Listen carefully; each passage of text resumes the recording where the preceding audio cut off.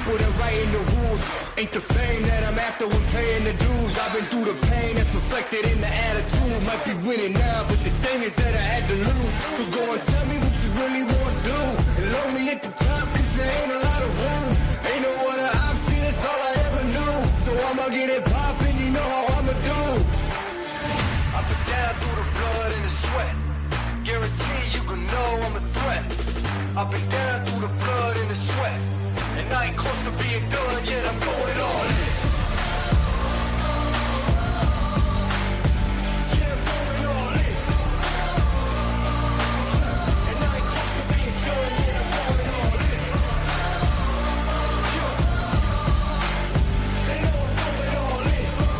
Through the blood and the sweat, y'all know we ain't close to being done yet, I'm going all in. I've been down from the jump.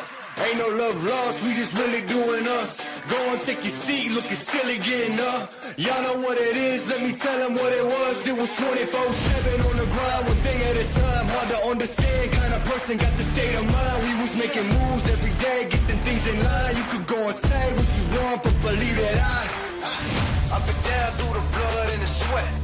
Guarantee you can know I'm a threat. I've been down through the blood and the sweat. And I ain't close to being done yet, I'm going all in. Yeah, I'm going all in. And I ain't close to being done yet, I'm going all in. They know I'm going all in. Through the blood and the sweat, y'all know we ain't close to being done yet, I'm going all in.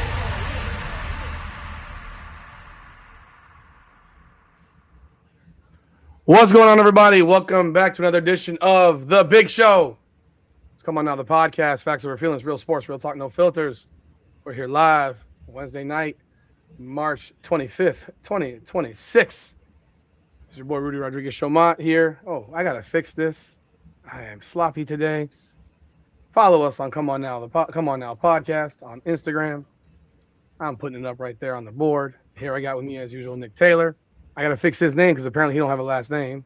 I just don't. I'm like Seal. Yeah. What does that mean? You have a scar on your face? What? No, I just got one name, bro. Okay. Like, a lot of people named Nick, so I don't know how you would stand out. I'm the only Nick that they know. You're the only Nick they know. Yeah, man. What? We are welcome aboard. West from 2021. What did I do? Lester, Duke, Kevin, David. Welcome aboard, man. Thanks for jumping on board. I don't know. You're looking like Kanye West from 2021, I guess. I don't know what that means. Kanye was handsome in 2021. I don't think Kanye was ever handsome personally. I think he had a little weird face when he had didn't he get shot in the face or something? I don't know. His face was weird. He got his mouth wired shut because of a car accident. Oh yeah, never looked the same again. What's going on, man? How you been? Nothing much, man. Hanging in there, man. A lot of things going on in the sports world, aren't there, Rudy? Yeah, I know. LeBron had a hangnail. I know. It's amazing. LeBron had a what? He hurt his fingernail. You didn't see it? Today? Like 2 days ago, he hurt his fingernail. Then he went and had a 12-8-8 game, and that was a great game apparently. Everyone's calling him the third. Everyone's calling him the third best player on the team now, except for you. You still think he's top 20. That makes Austin Reeves a top 20 player. And if Austin Reeves is a top 20 player, you think the NBA is doomed. So you think Austin Reeves is better than LeBron James? He's playing third fiddle on the offense to this team for them to get to the destination they need to go. I think LeBron James is hitting that levels of washed, but that's just my opinion. He's the best player on the Miami Heat. He's the best player on the Sacramento Kings. He would not be the best player in the Miami Heat. Who's better than him on Miami Heat? We're starting this shit early. It's not even about the show, but name one person on the Miami Heat. Bam Adebayo. You think Bam Adebayo is better than LeBron? You know he's better than LeBron. I don't like Bam, and you know I don't like Bam. So you don't even like Bam. So you're disdain for LeBron. No, it's not disdain. It's a fact. He's not better than Bam. He's not better than Bam. I mean, Bam did score 83 points. The Lakers would trade straight up for Bam right now, LeBron for Bam in a second. I mean, the guy's 41, but not because he's better than him. But stop making excuses. And because he fits, because they immediately. They would need somebody who they have scorers right now. They have Austin and Lucas shoots the ball all the time. So what they need on their team is a defender. Yeah, he will fit their team better than LeBron. Yes. You said that he's not better. 20. You say he's a top 20 player in the league. He's the third option. That is not a top 20 player, man. What he's come on, he's not a top 20 player. He would not be the best player on Miami. You know that. Bill Russell was the top was a top option for the Boston Celtics. You watch Bill Russell play a whole lot. I'm asking you, was he a top option? I have no fucking idea. Going by his numbers. Going by his numbers. I wasn't. Was he the third option? Going by his numbers, the fourth option. He's probably the third option. If we go back and probably look at the numbers, I'm not alive long enough to give an. More than likely, but you would say that Bill Russell was the third best player on the team. He wasn't the third option, man. He could have been the third option, but he wasn't the third best player on the team, just like LeBron. Okay. So was Bill Russell the best defensive player on the team then? Yeah. Is LeBron the best defensive player on their team? He might be on that team. Oh God, no, he's not. He doesn't defend at all. He defends less than I defend my hands from a refrigerator. Like, come on now. But that was I just brought that up because I thought it was funny. I watch these videos where this guy picks on everything LeBron does, and he says he hurt his fingernail and was crying. I mean, literally crying about his fingernail. I'm like, I guess he jammed his nail. I hope maybe it folded back. I don't know. Before we dive deeper into this, so LeBron trolling. Look at him. No, it's whatever. What are you looking at? Oh, you're looking at just a whole bunch of stuff was popping up on my phone. Like we're talking about it, and then LeBron name popped up on my phone. Because they're listening to everything you say. 100%. So if LeBron win a championship this year, does it count? Of course it counts. It's not going to happen though. So stop talking about it. I'm just asking. Like they're not getting out of the first round. I mean, they're get out of the first round. I bet. Can we wait to see who it is? No, you don't get to. You don't get to do that. Why wouldn't I get to see? You don't get to do that. See, you like to cherry pick a bet. I offered you a bet, and you just said, "Here, can we wait to see who it is?" The only team you think they can beat is the Rockets, because if they're the 3 seed where they're sitting right now, they're going to get spanked by the 6 seed Nuggets. No, they'll beat the Nuggets. You know it. They'll beat the Nuggets. Really? They'll beat the Nuggets. Then what team are you afraid of, little Nicky? Minnesota. You're afraid of the freaking 5 seeds? So they're a wild card. Now they'd be playing the Rockets. So are you afraid of Kevin Durant? No, not because they have no point guard. That's the least of my worry. I think that's the only team they can beat is the Rockets. I think everybody else in the top 7, maybe 8 beats them. In the top, the Clippers and the Suns too. Not the Suns. The Clippers. The defense ratchets up in the fucking playoffs, and they play none of it. They've been playing okay defense. Really? Okay defense. Okay. We have a definition. Going by the numbers, they're playing. 100. He's got 126 points on them. The Rockets 116. The Nuggets 125. The Bulls 130.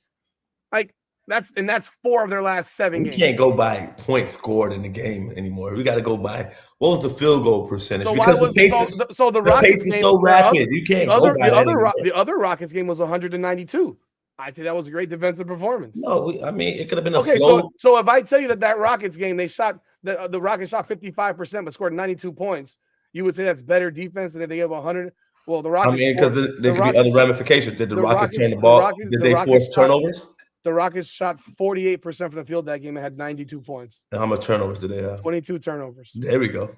Let's see what happened in that game. The next game, 124 to 116. They have in that game. They have turnovers. In that game, the Rockets shot 49% and had 11 turnovers. That's the difference. They scored 116 points. That's the difference. That's the difference. So one game, LeBron was out there causing havoc on defense, forcing turnovers, orchestrating the defense, putting people in the right place, being Ray Lewis on defense. And the next game, he dialed it back a little bit. He was Patrick Willis. So he was 18, 5-5, and that's that ratcheted up defense. Okay. I'm just saying, if you think that's the best player for the Miami Heat will be losing more. If we had LeBron James, we'll be a third seed. You know he runs the East anyway. No, we would not. But anyhow, oh my goodness. We had a lot to talk about in this show tonight. Topic of the show: the owners con the players in the CBA and the NCAA women's tournament needs to be chopped down. We might jump into some other topics as well. It is opening night for the New York Yankees. They're currently leading 5-0 in the bottom of the third. Opening night started already. Yeah, apparently the Yankees are playing before everybody else. I didn't even realize it till today. They're playing. You're the worst Yankee fan ever. I'm horrible because they keep changing opening day. I mean, there's nobody else playing. What month we're in? March? I thought opening day was April 1st usually. It's been in March for quite some time, man. God damn. But opening day really is tomorrow. It's tomorrow. I thought opening day was tomorrow. I was mistaken. The Yankees were tonight. So they're playing in San Francisco on Netflix. So I guess this is the new baseball deal is that they're on Netflix. Yankees are up 5-0 in the third inning. But yeah, if I had known that it was a Yankees opening day when I set this, we would have canceled this. To be honest, but we needed to do this because we didn't do this last week. Yep. But yeah, these are the topics on deck tonight, and maybe there's some other stuff. I'm definitely gonna ask you a little bit about that Stephen Gay Smith and Jason Whitlock stuff that's gone crazy all over again. I've never seen something so pathetic in my life. I gotta go watch it. You haven't seen it? I've seen it pop up on my YouTube, but I'm tired. Listen here. They go back and forth every day. This was not created by Jason Whitlock. This was created by Cam Newton. Asked Jason Whitlock a question on his show. He invited him as a guest. Hold on. Cam, I thought that was they were like messing around with like. So he was Newton, actually on. He was on Cam Newton's show. Why would Cam Newton do that? Because he wanted to have a conversation with Jason Whitlock. He's been calling him out for real, and he always says Whitlock is scared. Oh Lord, I got some digging to do. He went on this show. It was a lengthy show. I watched the whole thing. It was pretty damn good actually. Mm-hmm. And Cam Newton, after about 40 minutes of the interview, 45 minutes, 50 minutes, he complimented Cam Newton, and he says his opinion of Cam Newton. I mean, heck, you probably agree with it, and I mean, I know I busted your balls about it too. Like when you got them little twisty bullshits in your head, I told you should cut your hair. Yeah, a lot of times, and somehow your hair is cut now. I don't know why. I just wanted to make a change, but you should have seen the amount of women I was getting with my hair like that. Yeah, that's when you were playing football. Now you got to be a professional. Yeah, that's why you were playing football at the time. Now you got to be a professional, and maybe you need a different look to be a professional in this country. I know. I mean, if I was running my own show and things like Cam Newton, I guess I could do whatever the fuck I want. But right now, he's already blowing a 20-point lead. It's down to 8, by the way. In the third quarter. They're about to blow this game against Cleveland. Of course. It's just the way it works. But I wonder if Khalil Wares played more than 5 minutes tonight. He played 8 minutes in the first half plus 15. And he's sitting 8 minutes out of 32 minutes so far. Let me see. He didn't come in the second half yet because there's 4 minutes left, and he's obviously not in now, so he didn't get in yet. This is unbelievable. Damn out of bio, 3 for 13. There you go, 8 points, big time. They keep telling me the last 5 games, this motherfucker's at 36 and 20 and shit. That was before. That was before us adding the 83-point game, so the shit skewed. Yeah, of course it was. See, Ho's head, long hair gets a lot of it.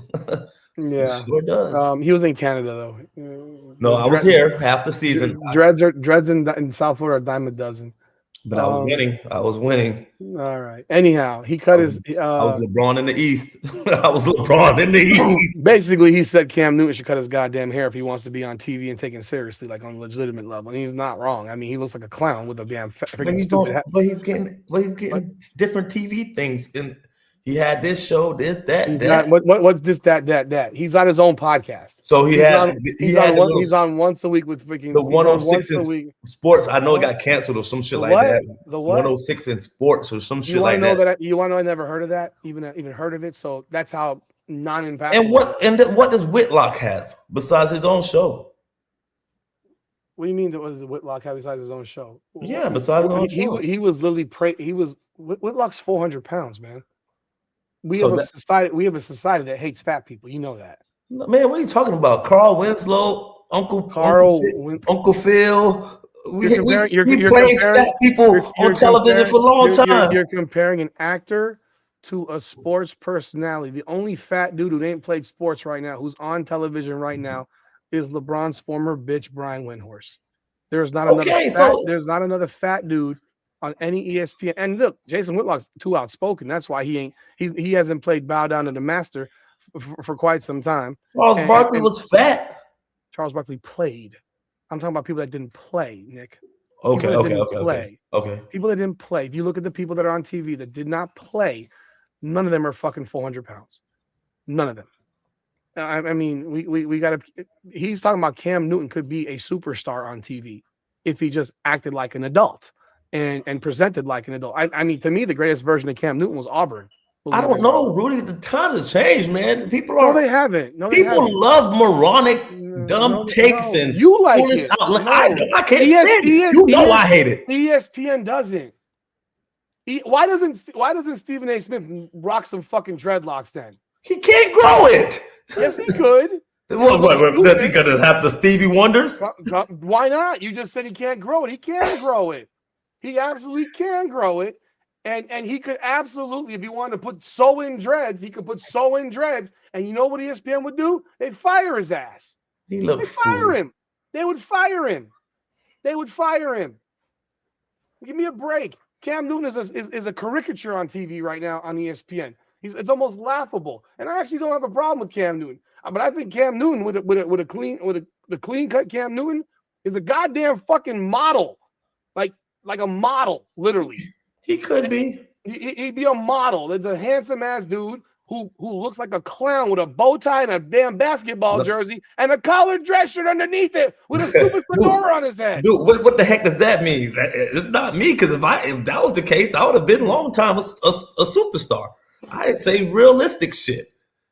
And Cam Newton only has a podcast as well because he played professional football. Let's be real. Like he doesn't say anything all that earth shattering, but Whitlock was praising him. The point at the end of the day was he said he knew that what would grab clicks and views was Stephen A. was asking about Stephen A. And he waited until the end, and Whitlock tried to not answer. Mm-hmm. He tried to let it go. He said, "You don't really want to go here, do you?" And child support would make a man go crazy.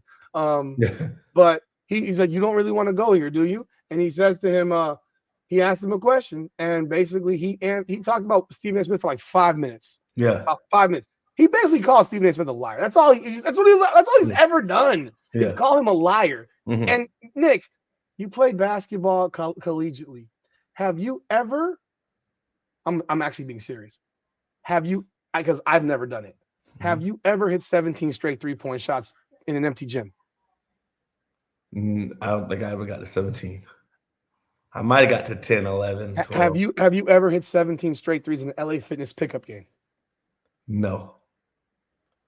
Did you ever hit 17 straight threes in a college game? Of course not.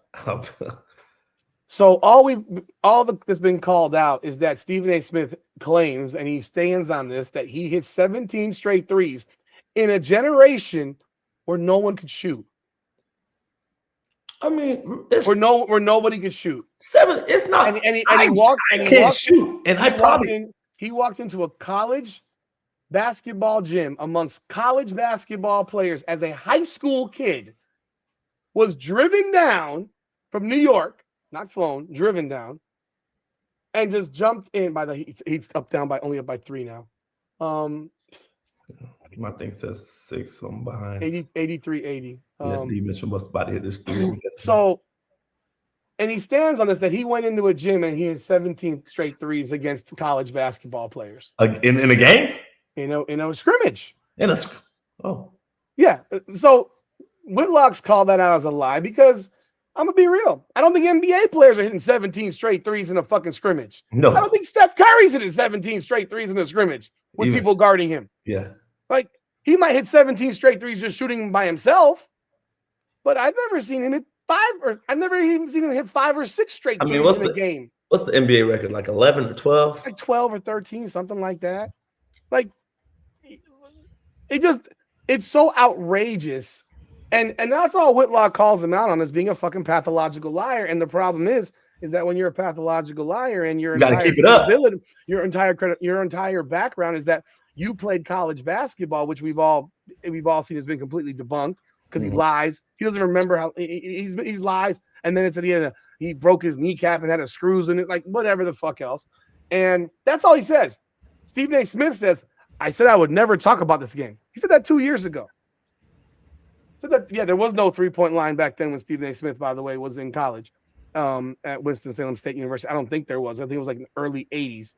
But he says I was never going to talk about this, but then he does a 35-minute podcast calling Jason Whitlock a fat bastard. Again, fat, just fat. Brings out money, says I'm better than you, throws money in the air. You went to the strip club. Jason Whitlock's always said he went to the strip club. He says he lived in the strip club. It's like, if I told you everything that I've done, what do you think you're getting out of by saying what I've done? I've said I've done it. I've known you for a minute. Yeah. I don't think money rules your world. Mm-hmm. I don't think so. I don't think it does. Whereas a lot of guys that you know that probably it rules their existence and all they care about is how much money's in their pocket. That's Stephen A. Smith. Yeah. And he thinks that his pocket makes him more important. Oh, yeah. He thinks that without his pocket, remember, this is a 57-year-old single guy with no wife, never been married. And he sits there and talks about how Whitlock can't even get pussy and shit like that in this rip. No. Whitlock's married. Whitlock's married? Whitlock's married as far as I know. Okay. So he's obviously, maybe he's still not getting any pussy because he's 57, 58 years old and it may not work anymore, but shit. Whitlock played college football. He was actually a college football player at Ball State. Oh, yeah? He's got more credibility as an athlete than Stephen A. Smith will ever have as an athlete. Like I said, I'm not saying there's anything wrong being single. No, it's not. But Stephen A. Smith walks around like he's living this amazing life, but yet more than likely he's probably extremely mentally lonely. I'm guessing, because if you die alone, dying alone is not exactly normal. No one wants to die alone. I was okay with it early in my life. And now you grew the fuck up and you realize that. No, I just met the right person. I always was okay with being on the streets, having fun. I mean, I was just me but personally. You weren't popping out kids. He was. I wasn't popping out kids. So he did this thing for 35 minutes, basically calling this guy a fat bastard and insulting him. All Whitlock's ever said is he's a pathological liar, and his credibility is exposed. And look, he jumps on about his podcast. When I got my podcast, you got 322,000 subscribers. Now you only have 600,000. I got 1.35 million. I'm just better than you. You use ESPN. Of course. ESPN. Stop acting like you don't use ESPN as your promotional wing for everything that you do. But again, Whitlock doesn't value, at least from what it seems, he doesn't value he's like, I got 3 houses. How many houses do I need? Yeah. Well, guys like Stephen A. Smith need to walk around in fucking Louis Vuittons everywhere he goes, even though he's the show. Old. He's the show. He walks around strutting like I'm so important. Did you hear him call out Josh Hart the other day? I think it was yesterday. He basically told Josh Hart to shut up and dribble. Oh yeah, that shit too. Yeah. He went off about the Mikal Bridges thing and I'm like, what player is not gonna defend his teammate? Like, you should applaud him for that. Now you can have your own gripe with Mikal Bridges. You think he's this and that. He's not producing the numbers that you want him to produce. Yeah, that's one thing. But for you to call out Josh Hart and say the only you should shut up is basically, and if don't stand up to talk and all this crap. I'm like, bro, heater losing. Yeah, We lost another double-digit 20-point lead. I don't see Ware. Did Ware get any minutes in the? Oh, he's in now. Yeah, he's got that has him from 15 to 14 now. So he's going back to the lineup that got him that got the big lead in the second quarter with Ware, with the bench players and Hero. So it's all the bench players and Hero. And so Whitlock, Spo's doing. Oh, we got the lead back again. Yep. But yeah, Whitlock. I mean, this is Stephen A. Smith's entire thing. Like his entire background is based on I was this. No, it wasn't. You weren't that, and you've been called out. You've been exposed for it. Look, this country likes liars. I think we know that. This country appreciates lying. It lives on lying. Whether it's the current president, the past president, every senator on both sides of the aisle, they all lie. They lie.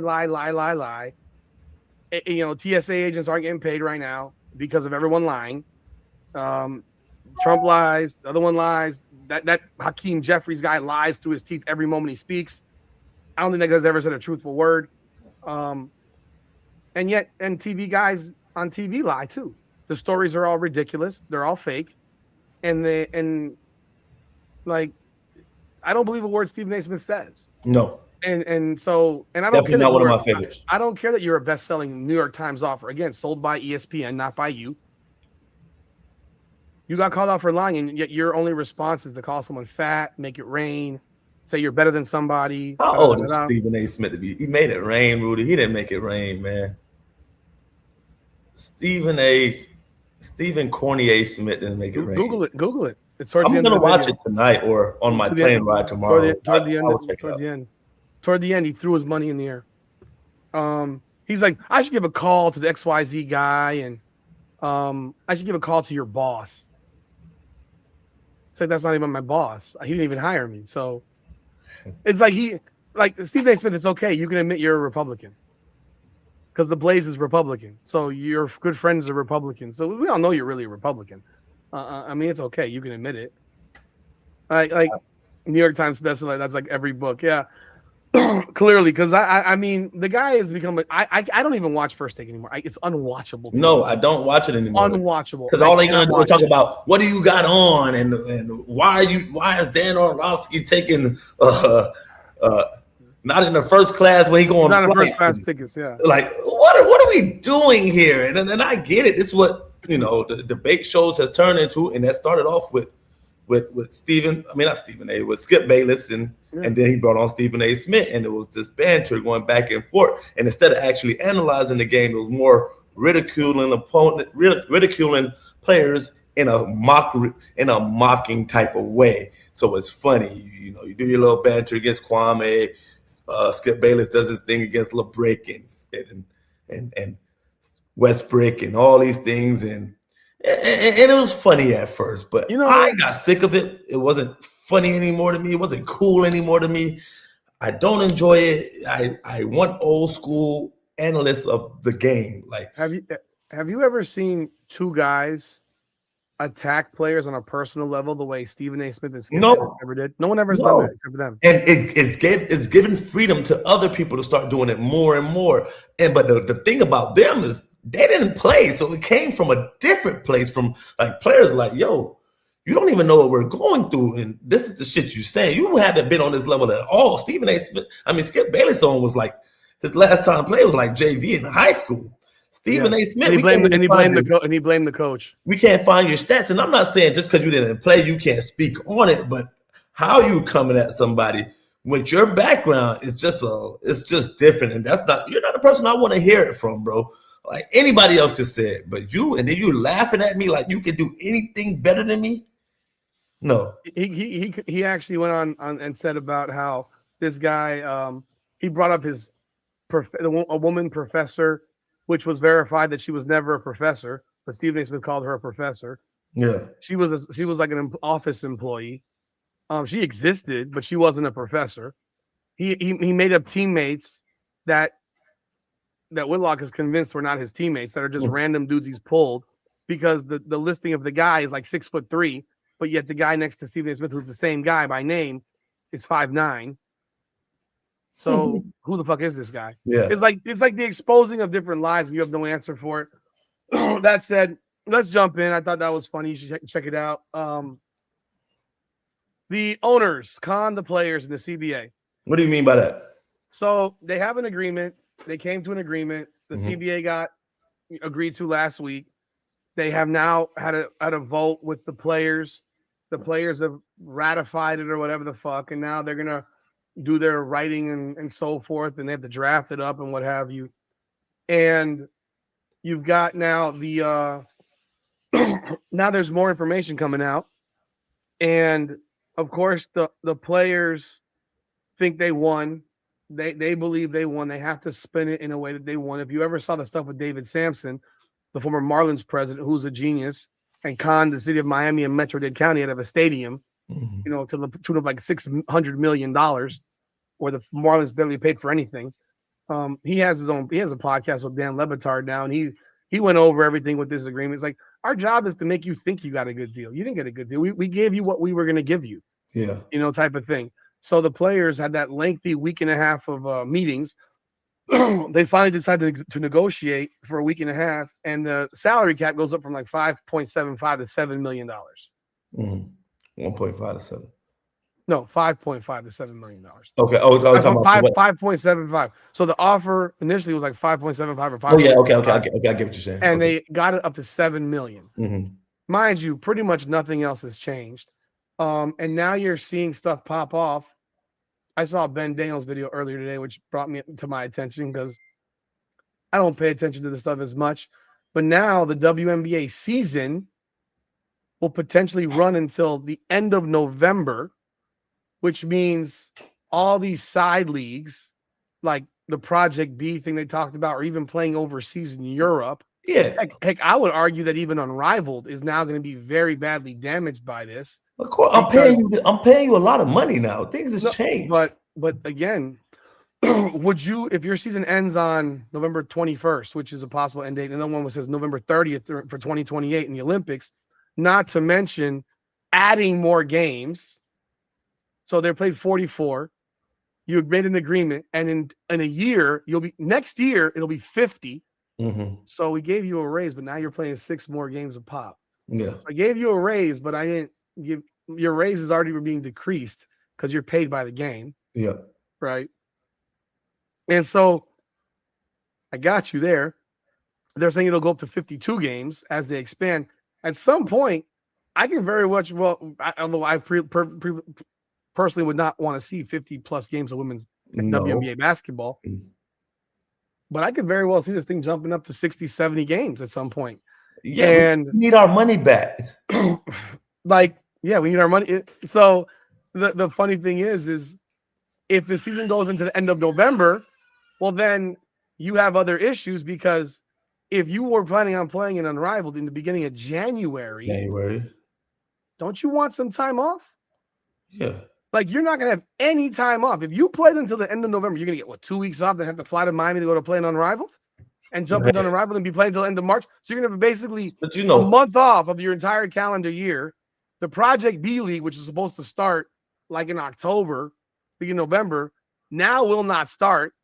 That league is DOA. I always thought that league. So they wiped that off the board. Basically. So it seems like when I say bamboozled, it seems like they've bamboozled these players. They hoodwinked them. They bamboozled them. They fooled them. They thought they got a good deal. They made them feel that way. We're adding games. We're extending the calendar year. But Rudy, if you're going to get paid that, the ultimate goal for the women was not to have to go play in the other leagues and need the other leagues. Not really. That's got to be the goal. You don't want to go to the B League and and have to do Unrivaled. Like, you will want to do it to bring some extra money. Of course, you want to parlay this into, okay, I made my WNBA money. I could go play in this other league, and now I done made $600,000 for the year, $700,000, $800,000 for the lower end players. Of course, that would be the ideal thing. But at the end of the day, if I don't have to play in another league and I can make $200,000, $300,000 in this league, they still came out on top on that, Rudy. That's what I think. They didn't come out on top. They got what donors were going to give them. Yeah. That's not on top. You have to convince yourself that you got something. Yeah. I raised your cap. Yeah. That's it. I raised the cap. I gave you a raise. You didn't get the 31% or the 40% that you wanted initially for a freaking rev share. But you got under 20. When you negotiate, you throw out a crazy number because you know it's going to come down. So you have your unrealistic number. A number they said they would never move off of. Of course, you have to say. I'm just trying to play devil's advocate. Of course, you're going to throw out there. You're going to say this, but ultimately, you have a number that you will take. Nobody throws out the real number and say, this is the number I'm not going to budge off for the most part. You throw out a number that's crazy and ridiculous, and then hopefully we can come down and we meet somewhere to where we really want. That's not what happened here? You got less than half of what you wanted. If I give you a number, Nick, and I say I want 1,000, you say I'll give you 200. And then I say I want 800, and you say I'll give you 250. And then I say I want 600. You say I'll give you 260. And then I say I want 500. You offer me 300. Who won? And I agree on 300. Who won? You won. Yeah, you won. They wanted 40. I saw another one said 41 or 44%. I saw initially they said they wanted what the NBA players get, which is half. No, that's what they said. They wanted half. And then the ownership started at 15. Khalil Ware, 3 for 3. And they get done for 19. Or by 5 now. Wow, Khalil Ware, 9 points, 9 rebounds, plus 20. 3 for 3 from threes. Come on, Cavs. I need you to win this game so we can fire Spo. Why did we get rid of Bryant? We need to fire Spo. Bryant, Thomas Bryant? Yes. I don't know. Decent player, Well, thank you, Mike Nunn. What do you think about CC being a photographer? I have no idea. Didn't even know about it. So cool. Cool for her. Did not even know about it. Just being real. No idea. WNBA players could make that by marrying and divorcing an NBA player. Which NBA? And that's what Angel Reese is doing. Yeah, she's one of the few she's dating Wendell Clark, and she's going to marry him. She's one of the few that looks attractive. And I know you don't think so, but until a lot of people besides Rudy eyes, she is an attractive woman. But besides Rudy, shit. There's a lot of other people that think she's attractive. Yeah, there's a lot of people in the black community that you mean the simp black dudes in America? There's a lot of people in the black community that think she's about her. Beautiful. Do you? I think she's okay. She has some moments where I'd be like, okay. Well, more so her body slender, slim, bum. Talking about this. You just go cut her head off, and I'm not doing this. Oh my gosh. Yeah, he says complain. I mean, he looked like. I mean, she could be Carson Beck's twin.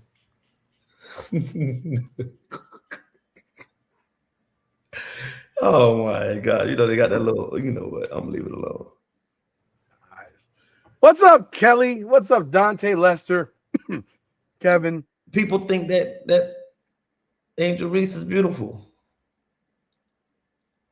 I'm just saying it. Not me, but people.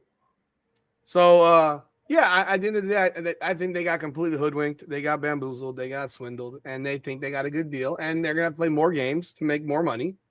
They're gonna, and it's worth less than what they thought. If I keep on, and I'm gonna be real, I keep hearing stuff where people make comments about. Hold on a second.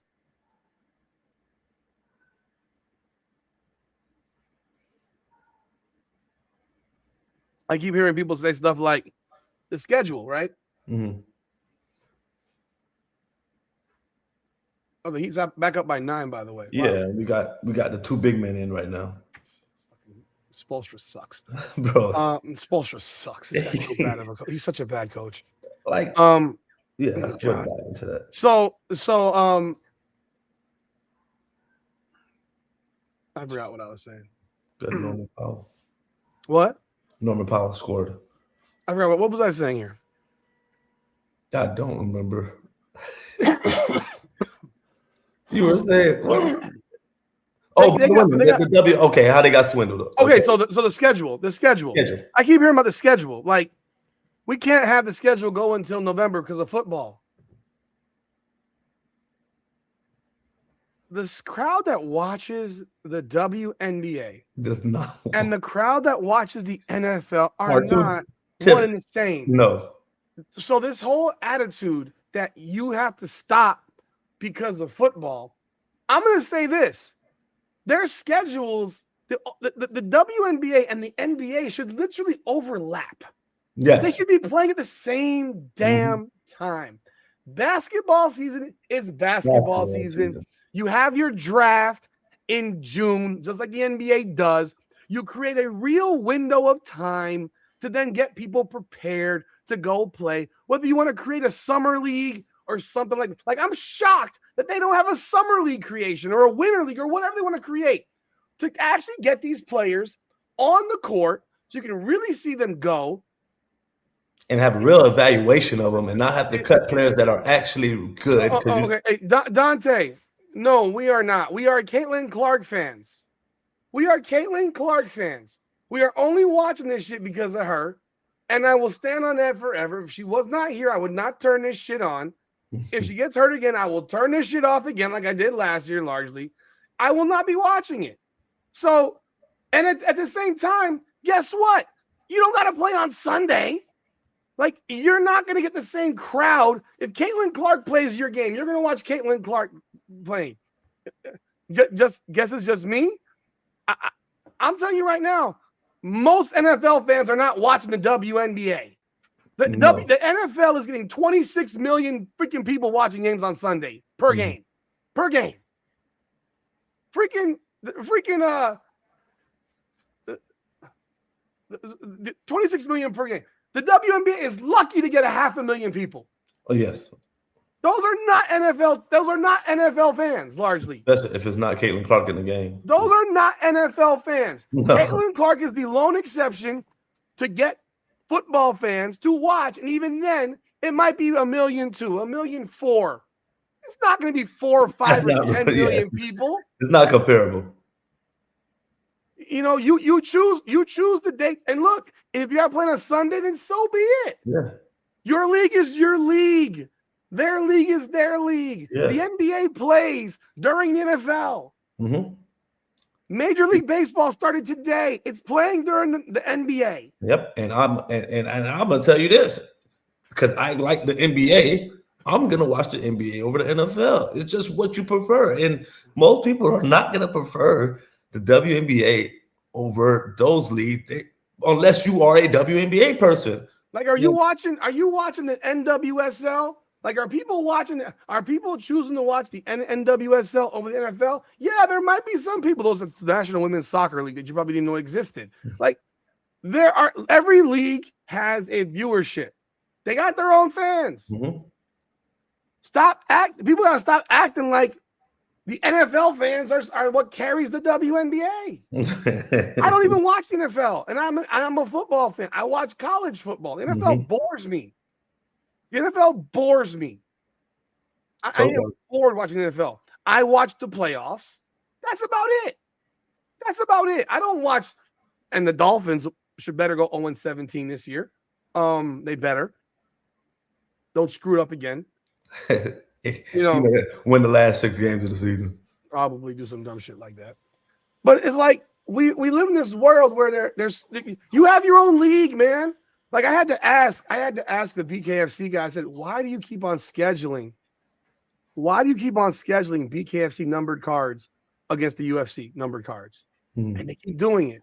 And first of all, it makes more work for me. It's a tougher day. Yeah. But they say, honestly, we're our own league. We're our own sport. Mm-hmm. Now, I would argue that a lot of your fans are crossover from similarities from MMA. So I think you're not helping yourself. So if you're gonna go similarities, if you're gonna go the same weekend as the UFC, you better go on Friday. Like, they did Knuckle Mania the same night as the freaking UFC numbered card. I was floored by it. It was crazy to me. I believe they did. And Kelly, that's why they had the stand on business because of CC. They had her in their in their pocket, but they had that card, that Joker card. So they had to hold firm. This was the only time they could do this. I just feel like you need to just run your season concurrent to the NBA. So it's basketball and basketball, but they want to make this shit complicated. They want to. They've been doing it for a long time now, so it's kind of hard. It's been going on forever. Yeah, well, you change it. You can change it. I mean, obviously, it's not being changed now because they just signed the CBA. But the fact that you're going to run this league into the end of November, well, you're killing their opportunity, which to me was the goal of not playing in these other leagues. And I'm telling you right now, I think that the unrivaled league is going to take a hit next year because there's going to be a bunch of players that are like, fuck that. I need a few months off. And then there's going to be some players that's like, nah, I can make this. I'm not doing this shit. I'm not. But Rudy, is the unrivaled league as serious? Do you think they're taking it as serious as the WNBA league for practicing and doing the work for unrivaled? I think it's a vacation for them when they, as you know, how they think of unrivaled with good pay. Vacation or not, you got practice daily. You got to take care of your body. You got to take care of your body. You can't become a fat slob. You're not getting any rest time. You're not able to take some time off, like real time off. You're playing 2 times every week. They're high-paced games. Just because they don't make a score, they're games where they don't score a lot. They're up and down. Yeah. The shot clock is really short. It's a quick game. It's not a good game, but it's a quick game. Where? And Ware did more. Well, plus 26. Now we're up 12. Wow, the hell out of Mobley's shot. God damn, and one band. You're getting outscored in your home court by 15 in the fourth quarter. Because so you're not getting any rest. Like, any rest. You're talking about if you went to the WNBA finals and you ended at November 30th or November 20th, you're sitting here saying, okay, I got a couple of weeks off and now I got to go to Miami and start preparing for another league. I just don't know that. And if you're working, if you're making a certain amount of money, do you even care anymore? No, I knew that Project B was done. I said Project B was DOA like a couple months ago, people. I don't know if y'all saw that or not. I said that. Dante, that's a high-paced game, though. It is a high-paced game. I've watched it. They do look gassed. Yeah. They do look gassed because it is a high-paced game. They are gassed. Man, that's how I be looking when I go play basketball. They are. It is a high. It is a faster game than the WNBA game is. And but yeah, I knew that the Project B thing would be dead, and I think this rescheduling now could potentially kill the Unrivaled League too, or damage it badly because the best players now are all making $1 million. That's the goal. Like if I'm making $1 million, now the 200 is. Why in the world am I going to go risk injury for a couple $100,000 over a 3-month period when I can go on vacation? I can get like a Sophie Cunningham. I can go get a TV gig, look cute on TV. I can go ask for a job. What? Everybody can't do what Sophie Cunningham could do now. I mean, I understand that, but like right now we got a woman on the damn NCAA men's basketball broadcast at the table every game, taking Kenny Smith's job. Who is she? Renee Montgomery, the freaking racist ass owner of the Atlanta Dream, who has been shitting on Caitlin Clark. That's Renee Montgomery. She's the owner of the. She's a part owner of the Atlanta Dream. She has taken a massive shit on Caitlin Clark every which way she can. And that was it was Charles Barkley and Kenny Smith. Black people can't be racist. I know, yeah. So on that broadcast. On that broadcast, we got Renee Montgomery and we got Nate Burleson, a former NFL player, running the March Madness. Like, this is insane. I thought I was losing my mind, bro. So Greg Gumbel dies and we get this shit? I thought I was losing my mind. I said, that's Nate. Bro, it's so bad. Like, it's actually kind of unwatchable. If it wasn't for Charles Barkley and Clark Kellogg, it'd be completely unwatchable. Those two totally suck, and we got so. But yet you won't have a man doing the analysis on the women's tournament. There are no men on it. No, none. There are no men on it. Okay. But we now have women former. This is such a conflict of interest for this Renee Montgomery shit. Like, it's such a joke. She's terrible, bro. She's terrible, and. I mean, look, Nate Burleson can go do football, but how is he the head of the snake for CBS's March Madness coverage? I guess crazy. What show he does for it? Like, he was on the Wake Sunday Up in the Morning, one of the morning shows. I don't know, bro. I know he's on the Sunday Football at one point. Mm-hmm. He wears the nice outfits. He's always suited and booted, and that's fine. But I just this shit is so bad that I'm like, but going back to it's bad. But going back to this thing with the they got conned and they think they got a good deal. They got what the owners were willing to give them, and that's what they gave them. But these players are not going to be getting the opportunity. They're not going to play in other leagues. I think the money.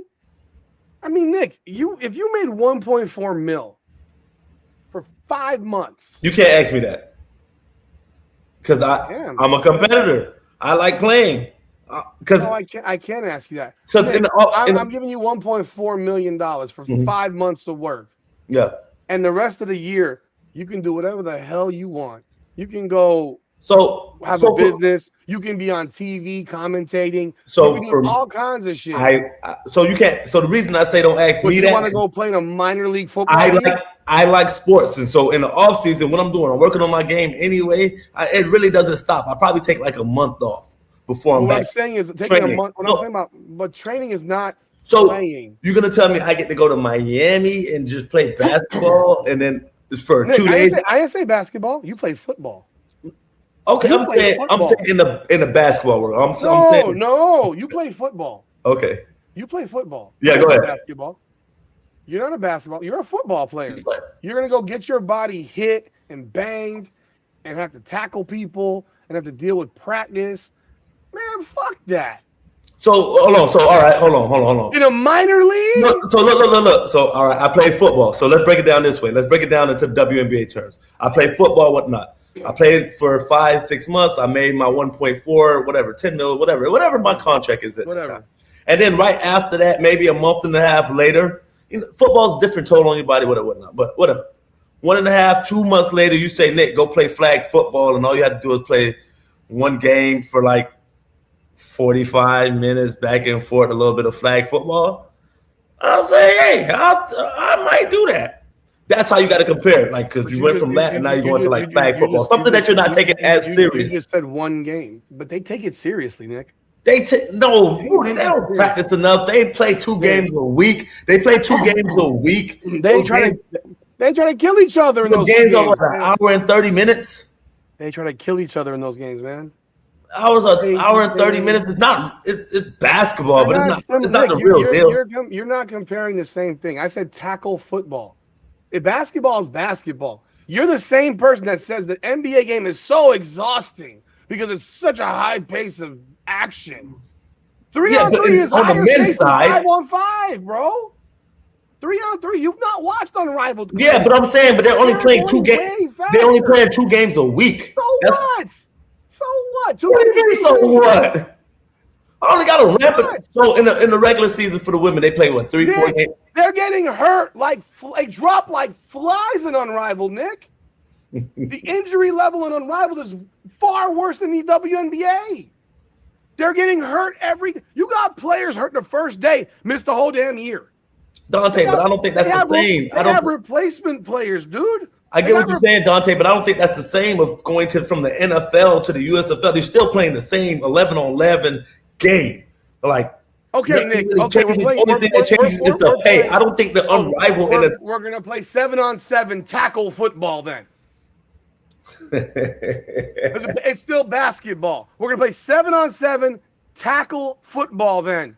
Are you going to go run for the next 3 months because they pay you $200K? Because that's what they're being paid, $200K. Are you going to do that? And for how long? 2 months? For 3 months. That's a consideration. It ain't just You wouldn't. Not if you made $1.4 million, Nick. You could make more money going on CBS or NBC or ESPN in that same period and sit in front on a table and talk. You're not doing it. You say you would because you're a competitor, and you see what these competitors do when they start getting paid. They don't compete. They stop competing. Victor Wembanyama is. Hey, we won by 17. So after the shitty third quarter, we actually matched it 37-20. That's crazy. We're coming in the game, and so his plus minus has to be like a 30 tonight. It's plus 32, 13 and 11. After that, he let him play because oh my gosh, whatever, man. This is crazy. How do you take Eric Spoelstra seriously? This is crazy, man. How do you take him seriously? Rudy, you know he didn't play against Victor Wembanyama, the guy that's probably it's 5 minutes. Not until the third quarter. How do you take this guy seriously? And you saw my rant on that, but all right, man. Go ahead, man. I don't see how they win 46 games. Yeah, I was shocked they won this game. They're playing them tomorrow again. They're going to lose. Yeah, if we win tomorrow, we might have a chance. We don't win tomorrow. I might as well just send you that money on the trip. Yeah, because it's 36 losses. It was 46. Yeah, because the other day we were the rate we needed was like we needed 8 wins to. You needed them not to have a tip in against 8-7. We needed to go like 8-7. Yeah, it's got shitty since then. Yeah, they're not doing that. But the schedule was tough. I'm not gonna lie about that. They puffed up their shit in the trash cans, and then got happy about it. You know, the 83 points. You know, I just. They have, but that's why at the end of the day, this was if these women wanted to play in separate leagues and get their side piece cash or whatever, this makes it a lot more. Do I really want to do that? But at least it gives them the option now. I mean, before they had no option, you had to go do that shit. Now at least you could, you know. But not everyone's making 1.4 million. But shit, hell, if they make it what is the minimum? 7. If they're making the minimum's 3. Or 3. So you should be okay, and you get your housing fucking paid for. Like I don't know how you make $300,000 and you convince people to say, yeah, we got to pay your housing too. I guess that was solid. It says under the new CBA, beginning in 2027, players must arrive to their home markets by the later of April 15th or the start of training camp. Previously, the report date was the latter of May 1st or the start of camp. So this is, I don't know, man. Maybe this is the word salad sandwich that the lawyers are now putting together, and they're saying the players will receive 20% of the prior year's gross revenue. The minimum salary starts at $270 for 0 years of service, $277.5 for 1 to 3. So Caitlin Clark's going to make $277.5 this year. Aaliyah Boss will get $285 for 4 to 6 years, $292.5 for 5 to 7 years, 5 to 9 years, and $300 for 10. I think we know they have $300,000 minimum player because there's not enough. Those women ain't playing 10 years. Like, that's crazy that Clark's going to be at the minimum. I guess everybody got to go through it, I guess. And apparently everyone's salary is being changed. Everyone's salary is being adjusted who was on a rookie deal. Yeah, of course. Which I didn't know that at first. They hadn't said that at first because that's what made you think that these people were gonna the rookies were gonna hate the new rookies because they're gonna get paid all this money. 70,000? Yeah, I thought they were all gonna be stuck on their 75. Yeah, that's what they should have done, honestly. No. The beef that you would have. Oh my god. Oh my god. Oh, we'd have heard Angel Reese mouth yesterday. Oh my goodness. So, now there's a lot of facilities. Teams are for pregnant players. They can't be traded unless they agree to be traded. Yeah, the facilities. The teams are required to provide nursing rooms and starting. Nick, how many players in the WNBA have kids? I don't think that they birth. Not that their partner birth. That they. I don't think a lot of them are doing things that can get them to have kids, Rudy. You have a few of them. I think it takes a man and a woman to do a horizontal type of action. This is what I learned in sex education. Boston's not. Where did you get CC's to make $539,000? Where'd you get that from? This year? No, I don't think so. Where did you see that? She's on a rookie. She's on a rookie deal. Yeah. Caitlin Clark contract salary this year. Where did you see that? Bam Adebayo -1, Norman Powell -. It says I don't know how can they project her salary to raise to 530 because she's a first team All WNBA. Okay. All right. Cool. Good for her. That's amazing. Good for her. Look amazing for her. Good for her. Okay. Congrats. Learn something new every day. Good for her. You know, but yeah, nursing rooms. How many players? Like Chelsea Gray has a kid, but it's not. She didn't give birth to the kid. The lesbian wife did. I was about to say the lesbian wife did. So you got 3 people that gave birth to kids. I mean, I think Skylar Diggins' kids are past nursing ages. Like De'Erica Hamby might still be in nursing ages, but we're sitting here talking about nursing kids. So for 3 people. So maximum probably 10. Maybe. Because if you didn't give birth, you can't nurse. Because the birth is what creates the nursing ability. Because you don't have no milk in your titties, I don't think, if you ain't giving birth. At least, I mean, unless I'm wrong. If any women in here who can tell me differently, I'd love to know. They just reading this stuff. Recognition payments for already retired players range from $30K for 5 to 7 years to $50K for 8 to 11 for $100K for 12 plus years. Retired players with 4 or more years of service will also earn up to $1,200 annual reimbursement for healthcare expenses. Oh my God, this is hilarious, dude. I mean, but again, like I said, hoodwinked, bamboozled, the whole 9. Yeah, I did, Em. I saw that. I listened. Ben said that, and yeah, I thought that was hysterical because that was the same person Dejanay Carrington said she doesn't like girls. She's not a lesbian. She says she's not bisexual. She says she's straight, but she only liked Nalissa Smith. So apparently she likes more than Nalissa Smith now. She likes Jackie Young. Now apparently she's hooking up with Jackie Young. Why can't these women find other women that's not like? In why the can't same... you find women that ain't playing basketball? I don't understand this. Like, this is craziness to me. Why can't you find a woman that doesn't play basketball? Why can't you find a random hoe on the street? Like what the fuck? Like, Jackie, because y'all play the same positions. You're backing her down. You're like, yeah, I like this bitch. She nice. I love her. Oh my god, what the fuck are we doing, man? This is out of control. Like, she said she don't like women, so now apparently she likes women. I don't know. I like this way of me. Maybe she likes women. Maybe she really likes women now. She'll tell the truth that she really is a lesbian and deal with the fact that she's a lesbian. It's okay. Be a lesbian. Now I got to go back and watch the old games and see did she let anything slide. Because DJ Carrington, she trying to glass people's shots and she plays hard. Telling you right now that there's no way in the world that that would have been something in the damn CBA that you can't date a WNBA player. Like, you can't. Rudy, they'll just be hiding it. You think that's gonna stop them? Well, they're on road trips together. They're doing all this other stuff together. Great. Yeah. This isn't hidden. This has been known. Now this is known. If it's found out, then you can't do it. What are you gonna do to me? Find them, cut them, find them. They're you can find them for anything. Like, remember this. These people get fined for shit. Like, I mean, NFL players do for taking a shit. You can't find me for who I love. You can love them outside the season. Outside of work. Look, you gotta go to HR about this shit. This is a problem. Fraternization rules exist in businesses all over. It does. I deal with that shit at work every day. I got my people at the front desk and I'm seeing this shit. And I'm like, hey, y'all know y'all can't do this shit, right? We're not doing nothing. I see y'all. I fucking see y'all. Y'all cannot do this. Yeah, it's crazy. Fraternization rules exist for a reason, and they exist because when you have a problem with these people dating each other, they bring that shit to work.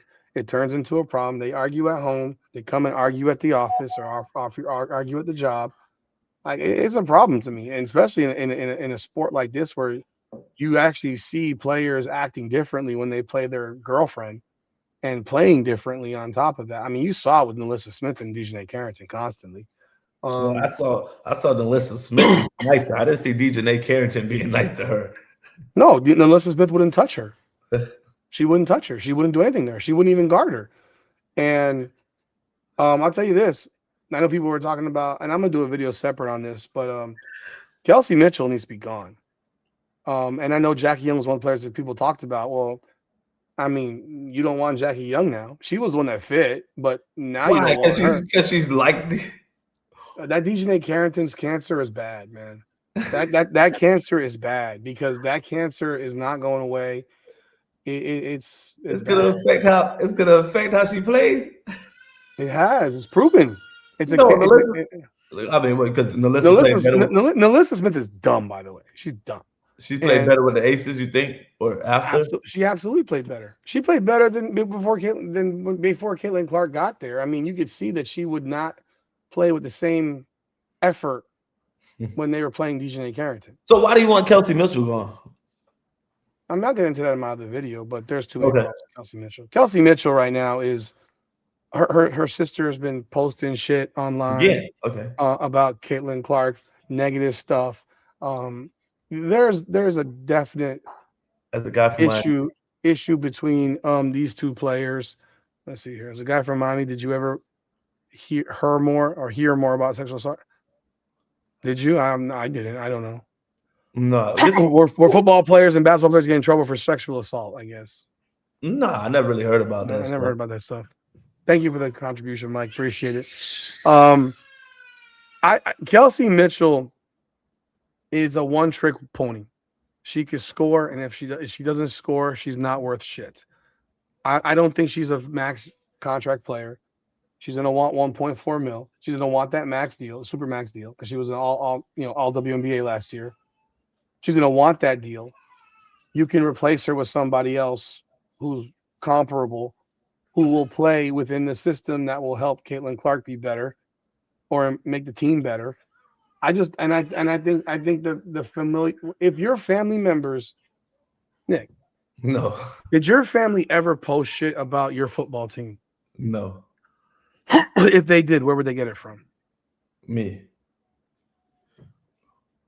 I would presume Like when they're posting shit, they're posting that shit because they're either really pissed off about something that happened to you, or you're saying something at home, and they're just repeating it.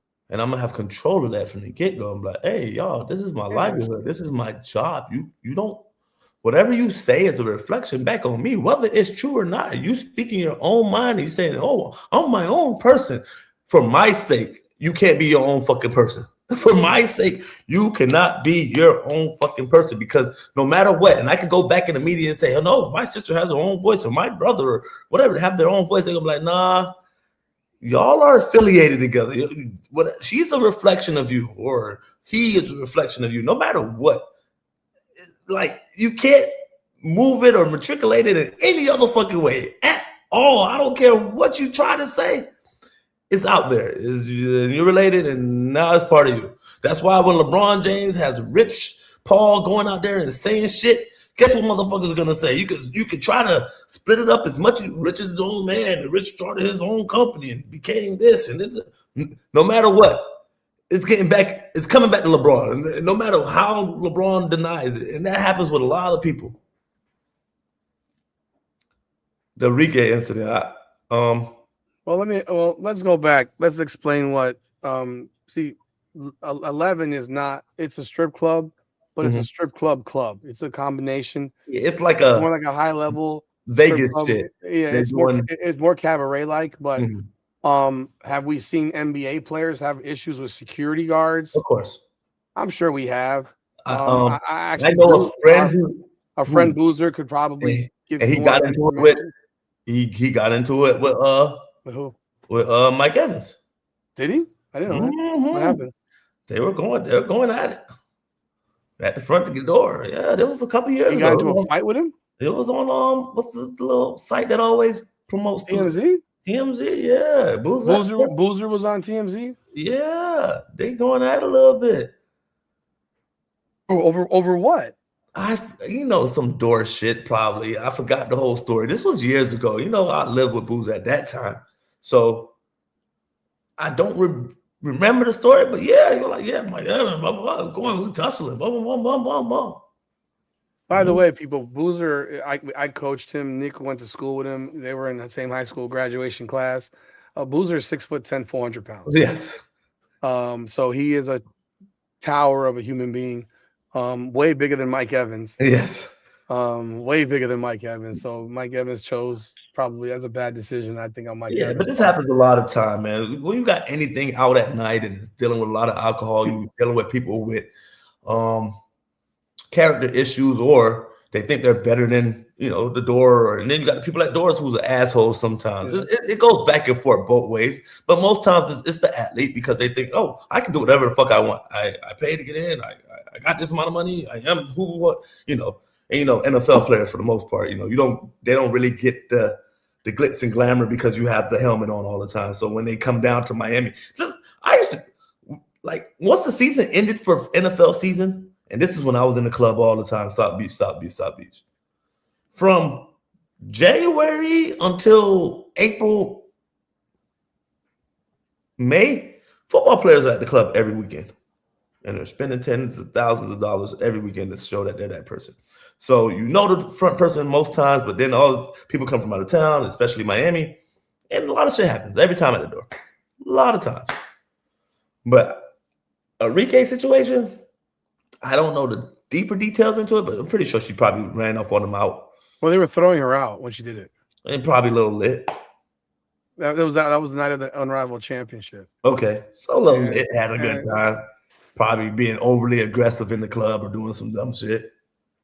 Yeah, that's why she was run out the club, and then she punched the security guard walking out right in front of the cop. Or something like that. It was crazy. Yeah, I mean, it's wild to me. Wild to me. That's why I've been to 11 twice. I'll never go to that shithole again. I hate that place. That place sucks. I went there twice also. That place sucks. It's not for, if you enjoy what Miami strip clubs scenes, like Atlanta type things is about, then 11 is not for you. I went with Gabby one time. Okay. And it was such a fucking mess. Mm-hmm. I went with her both times, actually. It was such a mess. I think it was the second time where she had some relative with her. I don't remember, but I think it was a relative that was down here. And I don't want to go too deep into it and give anyone's business, but her relative had a friend or whatever, and it was like this friend was gonna get them to it. Mm-hmm.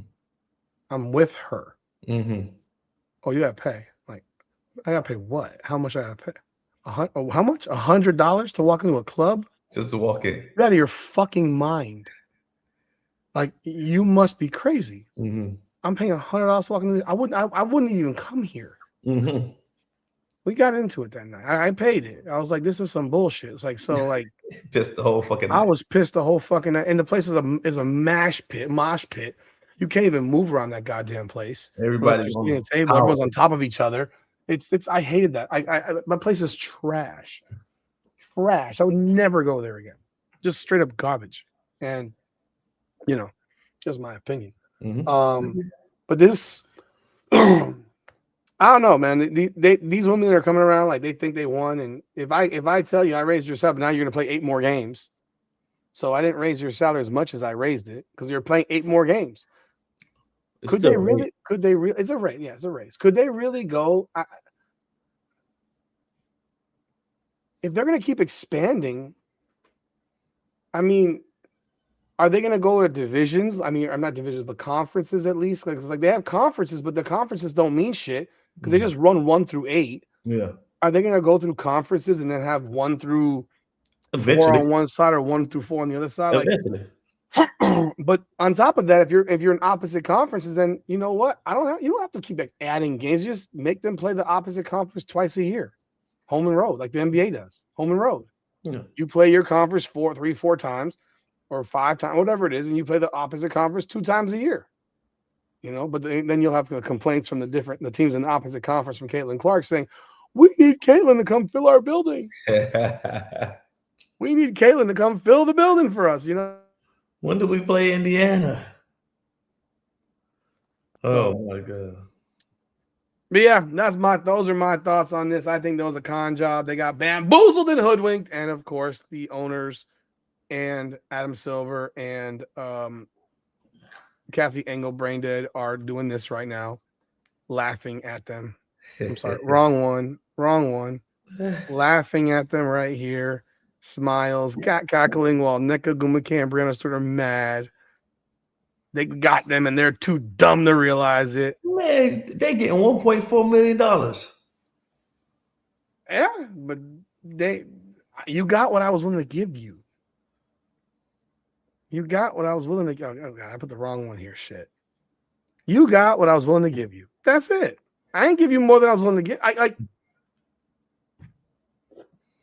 But that's the reality. Yeah. If the owners weren't willing to give it, they would never get it. So here's the question: do you think they could have got more?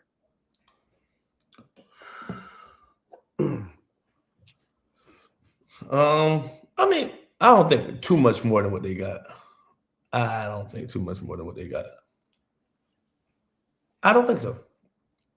I think they got as much as they could get. They held out as much as they stood firm. I don't think they were ever going to get 30% of the revenue or 35 or 40. No. Mm-hmm. I think they pushed and they grinded and they fought a good hard fight for having the CC factor. I mean, you probably could have pushed a little bit more. We got CC. We got Caitlin Clark. We can go somewhere else, and take her with us. But Caitlin Clark seems like, I just want to fucking play basketball, guys. Just get this shit over with. If Caitlin Clark is leading, if she's leading the charge, I think you could have a different story. If she's not hyper focused, putting herself in the front of it, change things. Leading what? Like the union, like the for the players rep. I don't think she has a personality. Yeah, that's what I'm saying. I don't think she has a personality for it. No. Caitlin just want to go with the flow. She's like, man, I just want to play basketball. I hoop. This is what I do. Figure it out. Leave me out of it. They did win. Even Lexi Hell's going to get paid more than Caitlin. They didn't win. You're not hearing my winning component of it. My winning is that you get more than what you got. What I was willing to give you. You're going to play more games now. The owners aren't going to lose money. They would not have agreed to a contract that would lose them money. So I think I think that also proves that the ownership was lying about what they would lose. They weren't going to lose money. They're not. You're not going to make an agreement that guarantees you losing $100 million a year, or $100 million over the contract. You're not going to make that deal. You're not going to make that deal ever. You're not making a deal that guarantees me losing money. That's crazy. They were lying. That's what a negotiation is. The owners are lying. Everybody's lying. They were lying. The players are lying. The owners are lying. Yes, they have lost money they didn't lose money last year. Their first year, they didn't lose money last year, which is why the players got some revenue share. Mm-hmm. They did not lose money last year. They're lying. They got what they got. They're not going to lose money off this deal because they got a television contract that's bigger than they've ever seen before for this league. So they could have got more. Yes. I think they could have got more. 12 million. Your annual contract now gives you a certain amount of money, right? From the television deal, right? Mm-hmm. So you got every team. So what was it? 220 million over 11 years. Yeah. So 20 million a team, or 15 million a team. That literally covers your entire payroll. Your payroll's $7.7 million.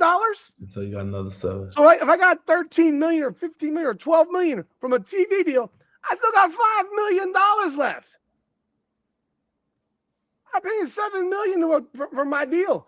I am sure as hell that the team can use that other $5 million to pay every staff member for the Indiana Fever or the Sparks or whatever team. Again, we know they lost money in the past. They lost $45 million last year. No, they did not.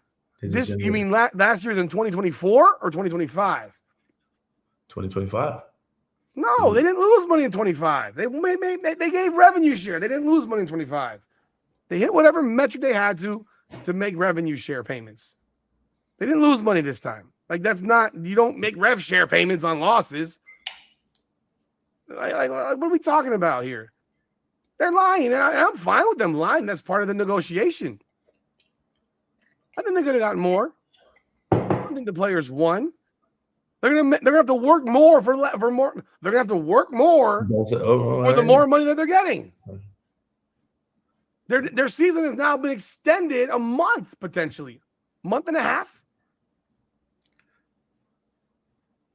A month and a half more of women's basketball. I mean, yeah. Oh, they did not lose money. They lost money the year before, in 2024. They lost money in 2024. I know it was 45 million, but they lost. Yeah, it was about 40, 50 million. They said that was 24, not 25. Does Hannah Hidalgo come out this year? Fuck no. Does Sophie save 600? If Sophie Cunningham, junior. She's a junior. Okay. If Sophie Cunningham leaves Indiana, she ruins her brand. No one will care about her. Only people that care about her are Indiana fans that love Caitlin Clark. Nobody cared about her before she left. Before she got to Indiana, she was irrelevant. She's not leaving Caitlin Clark's side. She's not leaving Caitlin Clark. She's out of her damn mind. She makes so much more money just playing on the team with Caitlin Clark. Yep. And let's be real, she's a fucking role player. She's mediocre. She's a role player. She's an 8-point per game player. We need to stop this shit. She's a role player. She's not stupid, and she's a role player. Letting her looks define more than what she is.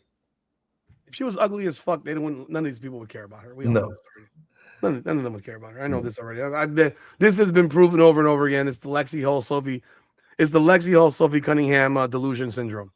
Although Sophie Cunningham is a way better player than Lexi Hull, in my opinion. Yeah, way better. Yeah, if Sophie Cunningham leaves the Fever, who the fuck's going to watch her podcast? Nobody's going to care about that bullshit. Yes, Arthur, you will not watch another fucking game Sophie Cunningham plays if she leaves Indiana. Stop the cat. Stop the cat. Stop making the bullshit up. She's a mediocre basketball player. Yes. If you think she's awesome, then you have to admit that Angel Reese is awesome then too. Would you do that? Hey, get Angel Reese with CC. I'll take it. I want to see that. I'm asking the question.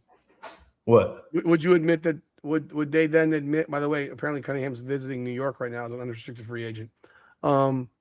Would they then say that Angel Reese is a good is a great player then? No, they wouldn't. Sophie Cunningham's career number is 8.6 points. Sophie Cunningham's career number is 7.9 points, 2.8 rebounds, and 1.4 assists. She had her best season of her career. Oh, actually, she had a couple of 11 and 12 point seasons a couple of years ago in Phoenix. Okay. She had her best shooting percentage of her career this year in Indiana, or last year in Indiana. She's a role player. She's a mediocre role player. Mm-hmm. That's what role players are. Angel shouldn't be in the league. See, you're full of shit. Cut it out. I can't even do this with you. Like yes, David, 90% of the league is mediocre. Yes. 1,000%. 90% is mediocre. The Suns in Phoenix. She actually was she was a TV broadcaster. She was they're on TV, like Phoenix Suns broadcaster. Yeah. Yeah. She was doing Suns games. Okay. Yeah. Was he dating the owner, or this is that's part of what was alleged, is that she was banging the fucking GM or vice president or some shit like that at some point. She says it wasn't true, but who the hell knows? Yeah. Who the fuck knows? I've already said that I don't think there's maybe a handful of Supermax players in the league. Maybe 5, maybe 6. I don't think there's much. Asia Wilson. Mm-hmm. Again, eligible, not players that are not eligible for it. Of course.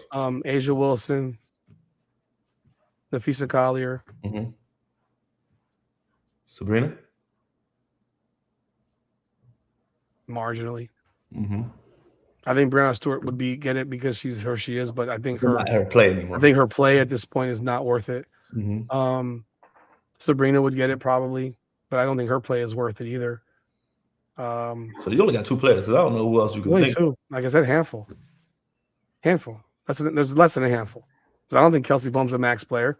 I don't think Jackie Young's a max player. I don't think Chelsea Gray's a max player. I don't think Alicia Gray's a max player. I don't think Kelsey Mitchell's a max player. I don't think any of these players are max players. I don't think any of them are.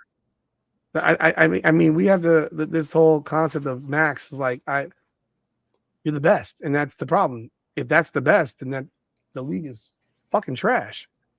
It's trash. You have your best players are not even.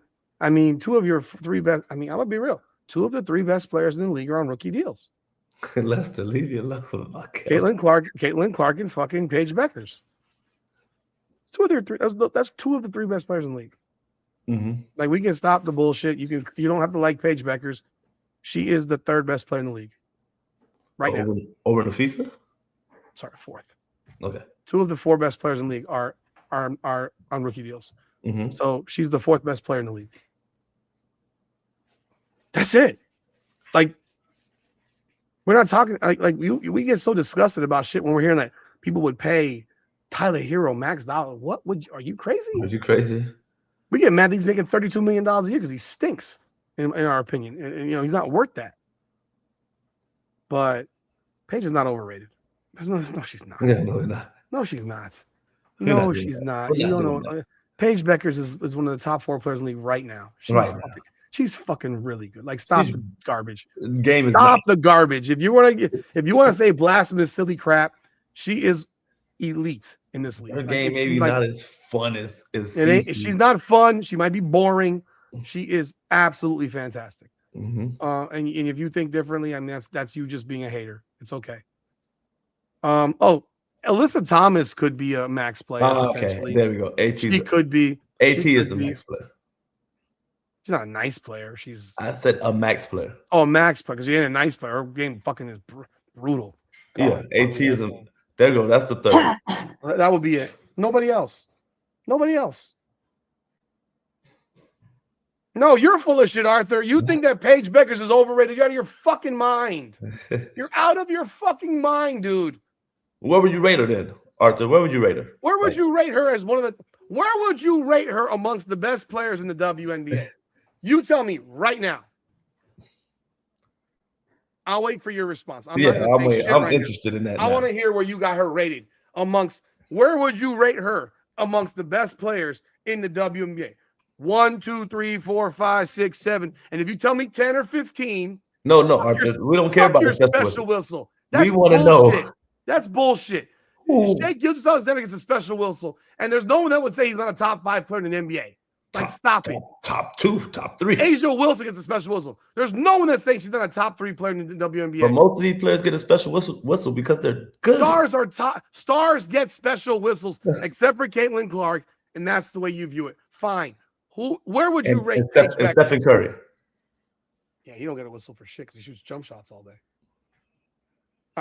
Where would you rate her? I want to know where you rate her. He's not. Give me a number. He's not gonna. She's better than every fucking Olympic guard except for Caitlin Clark. She's better than she was on that USA team. She was the second best guard on that team. What are you talking about? She's better than Sabrina Ionescu. It ain't close. She's top 4 player in the league, man. She's better than Alyssa Thomas. She's better than Leah Boston. Come on, man. All right. He's trolling us now. Okay, now she's 20th. Okay, trolling us. Now you're just being a troll. It's fine. She's the 4th best player in the damn WNBA right now. Right now. 5 at worst. If 80, maybe 5. I think Paige is way better than Sabrina. I don't even think it's close. Like, I'm not disrespecting this girl's game. I mean, I think her game is more boring and bland and dull, but skill, I mean, no, she's fantastic. I'm not going to sit here and dog her on that. That's stupid. I'm not going to bullshit. I'm not going to make up bullshit just to say bullshit. But let's jump into this. Right here. NCAA women's tournament, man. We have been watching it, or I have been watching it. Mm-hmm. I think, Nick, you've been watching scores. I don't know if people here have been watching the NCAA women's tournament. I picked UCLA, UConn, Texas, South Carolina. Woohoo, 1 seeds. I picked UConn. I picked UConn over UCLA. UConn to win the championship. Is UConn and South Carolina in the same bracket? No, same side? No. Well, on the same side, yeah. Final 4, yeah. Okay, that's what I meant. They're gonna kill South Carolina. Okay. I'm sorry, Arthur. You need to watch more basketball because players who attack the basket typically draw fouls, and Paige Becker's game is mid-range. It's not fucking behind the 3-point line. She goes to the rim, she attacks the basket, and yes, she draws fouls. Whether you like it or not, that's what it is. It doesn't change her skill level. It doesn't change her ability. It doesn't change it. She's better than everybody in this league outside of 3 people. It does not change. Yeah, I saw the Syracuse coach crying. I have mixed feelings about that. I understood it, but it also was whack as fuck. But Nick, we have watched. I mean, for people that haven't been watching the WNBA, not the women's college basketball NCAA tournament, we got one real upset. That was Virginia beating Iowa, the fraudulent Iowa Hawkeyes. In the second round. In the first. That was in a dogfight the first round. That nearly lost to Fairfield because Iowa flat out sucked. And I kind of said that they were massively overrated. Should have been seated lower. You got beat by 51 fucking points in the Big Ten championship. Yeah, they got some wins over Michigan. Every game they played looked the same against good teams except for UCLA. Low scoring games. This game against Virginia was a 57-57 game going into overtime. It was bad basketball. It was bad coaching. And that was the only upset. Real upset. 5 over 4 is not so much an upset. 8 versus 9 is not an upset. 9 winning over 8 is not an upset. 7-10, yeah, you could argue that. But even that's not that much of an upset.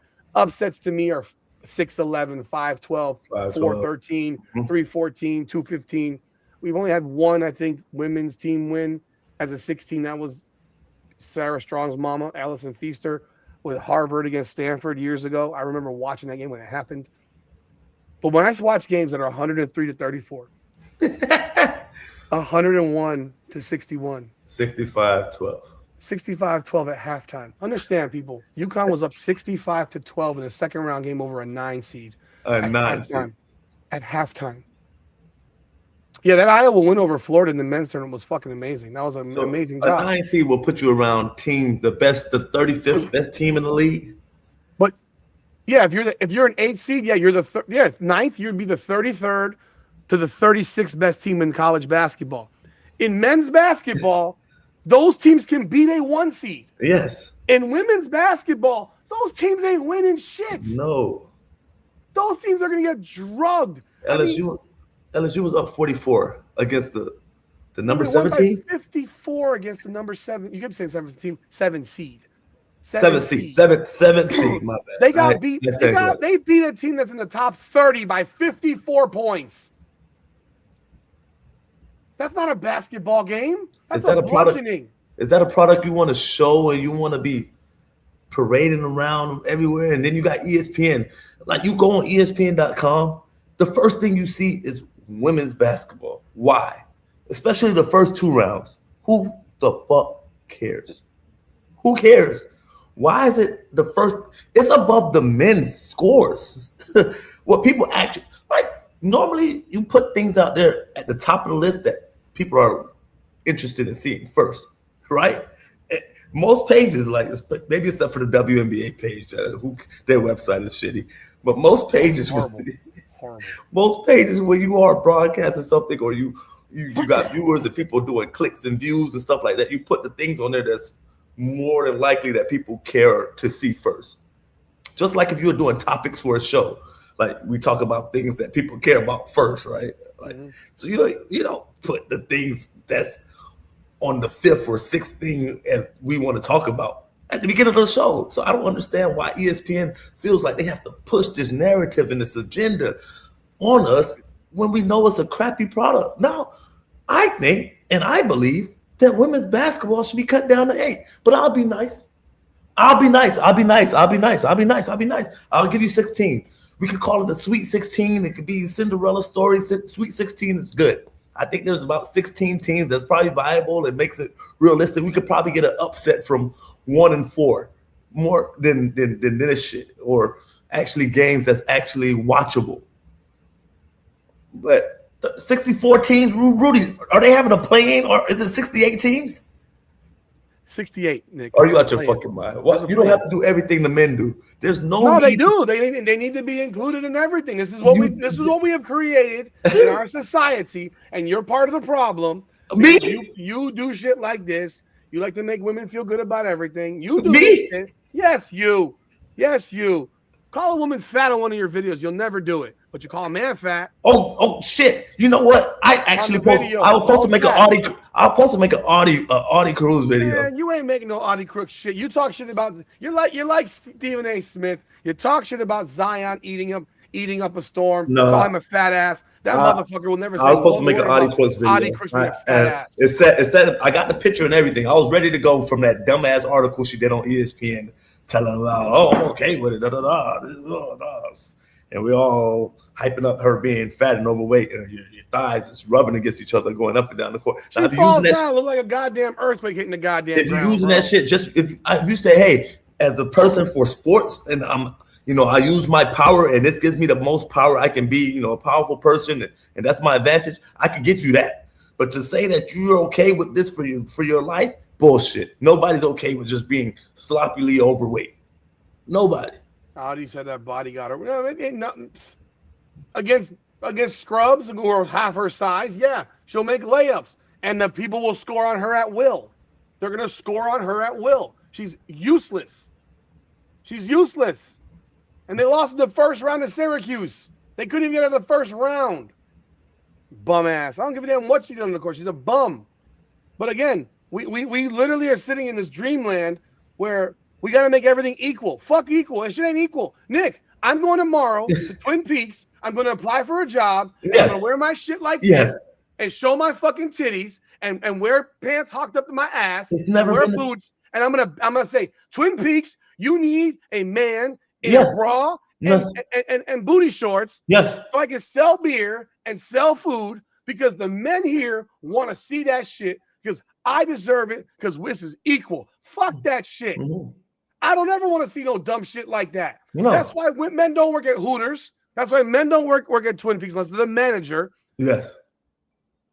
Fuck this crap. And it's okay. It's perfect, and it's perfectly okay. But when it's the other way around, you got to subject me to this garbage can basketball. And yes, for the person that says nobody watches women's basketball, I do watch women's college basketball. Yes, we're talking about. I've always said I do because I think it's way more exciting than the WNBA because there's a passion, there's an excitement. People, because their first two games are on their home courts. Mind you, UCLA's playing at home, and nobody went. Nobody went. Nobody was there because nobody goes to UCLA games. Number one. It don't matter than the top two team in the country. Nobody goes. And so I'm looking at the ratings right now for Friday night. Men, $4.32 million. I don't even know what game that was. Men, 2.51 million viewers. Don't know what game that was. The 9:30 game, 1.8 million. Another 7:30, 1.23 million. That's on True TV. Now, the women on ESPN, which is a far more known sports network than TBS, TNT, and True TV, did 770,000. Don't know what game that was. And their 6 p.m. game did 560,000. That's actually better than I expected. Me too. I said 300. It's more than I thought it would do. And the men's game of Cal Baptist in Kansas did 2.89 million. Cal Baptist. St. John's against Northern Iowa did 2.98 million. And the biggest thing that people don't understand and want to ignore is that the vast majority of people that watch women's basketball, and I've said it over and over again, are people that are 50 and up. I've said it constantly over and over and over and over and over again. And no one listens to me. You know, people under the age of 50 watch these games, 130,000 and 120,000. This correlates with Unrivaled. It correlates with the WNBA ratings. Women's basketball is largely watched by people 50 and up. Yeah. And they're turning it off. Yeah. This is better than I thought it would be, honestly. Yeah, a lot better than I thought it would be. How do you find these ratings? I've been typing it in and trying to figure it out. You Google it, but she's like 4 or 5 days behind. That's the problem. Okay. It's always like 4 or 5 days behind.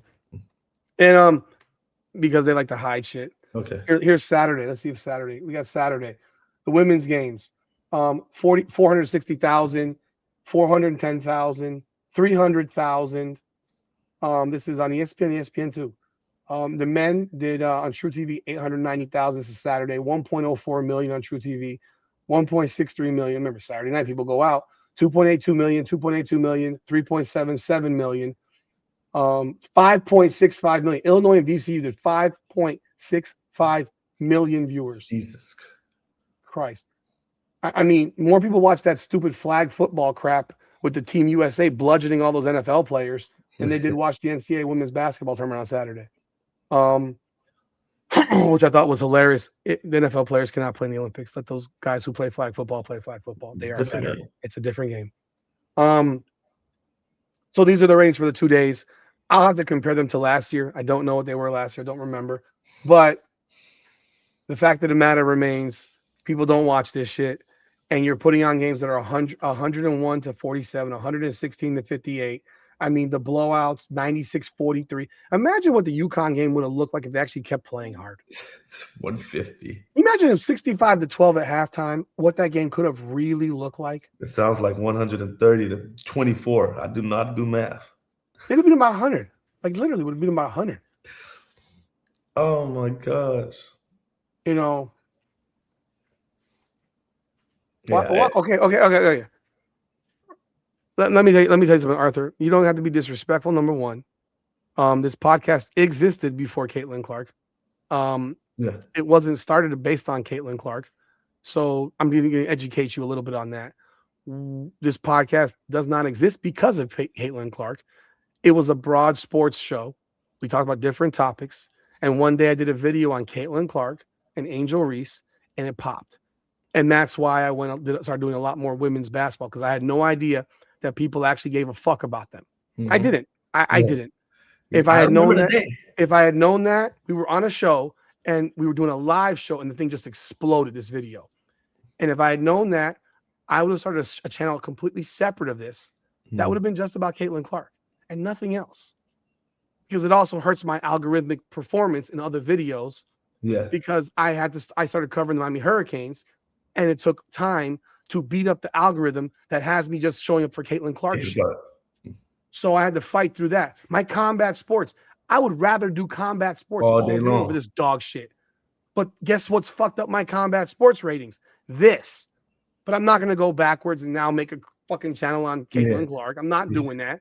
So I'm going to run it all together. And yes, I'm talking about Caitlin Clark again because we got seasons. Am I going to cover Caitlin Clark playing golf? Fuck no. Not a chance. Maybe other podcasts would not exist, but this podcast existed prior to her, prior to one word about her. So you're incorrect. And again, you're still deflecting. And if you don't think Paige is a top 5 player, then you don't know dick about basketball. But you don't know dick about basketball. You don't have to apologize. You don't know anything about basketball if you think Paige is not a top 5 player. Because I'm still asking you to tell me who is better. Who's better? Write them down. We didn't come up with Asia and Nafisa Collier. And who maybe else? AT. No way. Not a chance. I want him to tell me who is better than her. I might take AT. It's arguable. I would not. Not a chance. Not a chance. The long run, maybe not. Tell me. Now, other people may have started I know people that started channels just on fucking Caitlin Clark. Yes, I do. And their channels largely suck, in my opinion. Bluntly. They suck. You know, Paige is not the same as fucking Alyssa Thomas. No. Alyssa could do a lot. I'm just saying. That Phoenix team. I want you to tell me, yes, Judge is 0 for 5 again tonight. Yeah. We're up 7-0. I'll take the win. I want you to tell me who is better. We've been waiting on this. We've been waiting on this for 50 minutes now. I'm waiting. I want him to tell me who. I don't think you're gonna get it. I don't think you're gonna get it. I don't think you're gonna get it. So, yeah, you're right. So these games are all shit. These women's games are shit. You say 16. I say 32. Even 32, we're gonna get blowouts. Yes, of course. Because they're second round games basically. But I do think you gotta give. At least you should spell Caitlin Clark's name right. I'm just saying. These games, like this is the Sweet 16. You got UConn, North Carolina. UConn's gonna win by 30. You got UCLA, Minnesota. UCLA's gonna win by 20 or 30. They beat Minnesota on the road this year by 20. You got Duke, LSU. This could be an interesting game. It's at 10 o'clock on Friday night. Could be interesting. They have not released the round 2 of ratings yet for women. I'm going to do a women's rating show probably separate because Ben's not actually watching the women's college basketball tournament, so I hope he doesn't do a video on it. To be honest, the only so you have Duke LSU. I think it could be interesting because they played this year and LSU beat their ass at Duke, but Duke was not playing the same way. Duke started off 3-6, finished 22-2, or it was like 23-2 in their last 25. So they're playing a lot better. They beat the brakes off Baylor, a better team than Texas Tech. South Carolina plays Oklahoma. This one could be interesting because Oklahoma beat South Carolina in the regular season. Okay. That could be interesting. But realistically, I think South Carolina's going to drub them by 30 again. This time by 30. Texas, Kentucky. Texas is going to blow them out. Louisville, Michigan. Who the fuck cares? Not interesting. This team that can't score 50 points on Iowa, it wouldn't shock me if Louisville beat them. That would be an upset, a 3-2. And then TCU, Virginia. That's the one upset. And TCU should have lost to Washington because TCU ain't that fucking good. They could have made that goddamn TCU Notre Dame game. They didn't do it.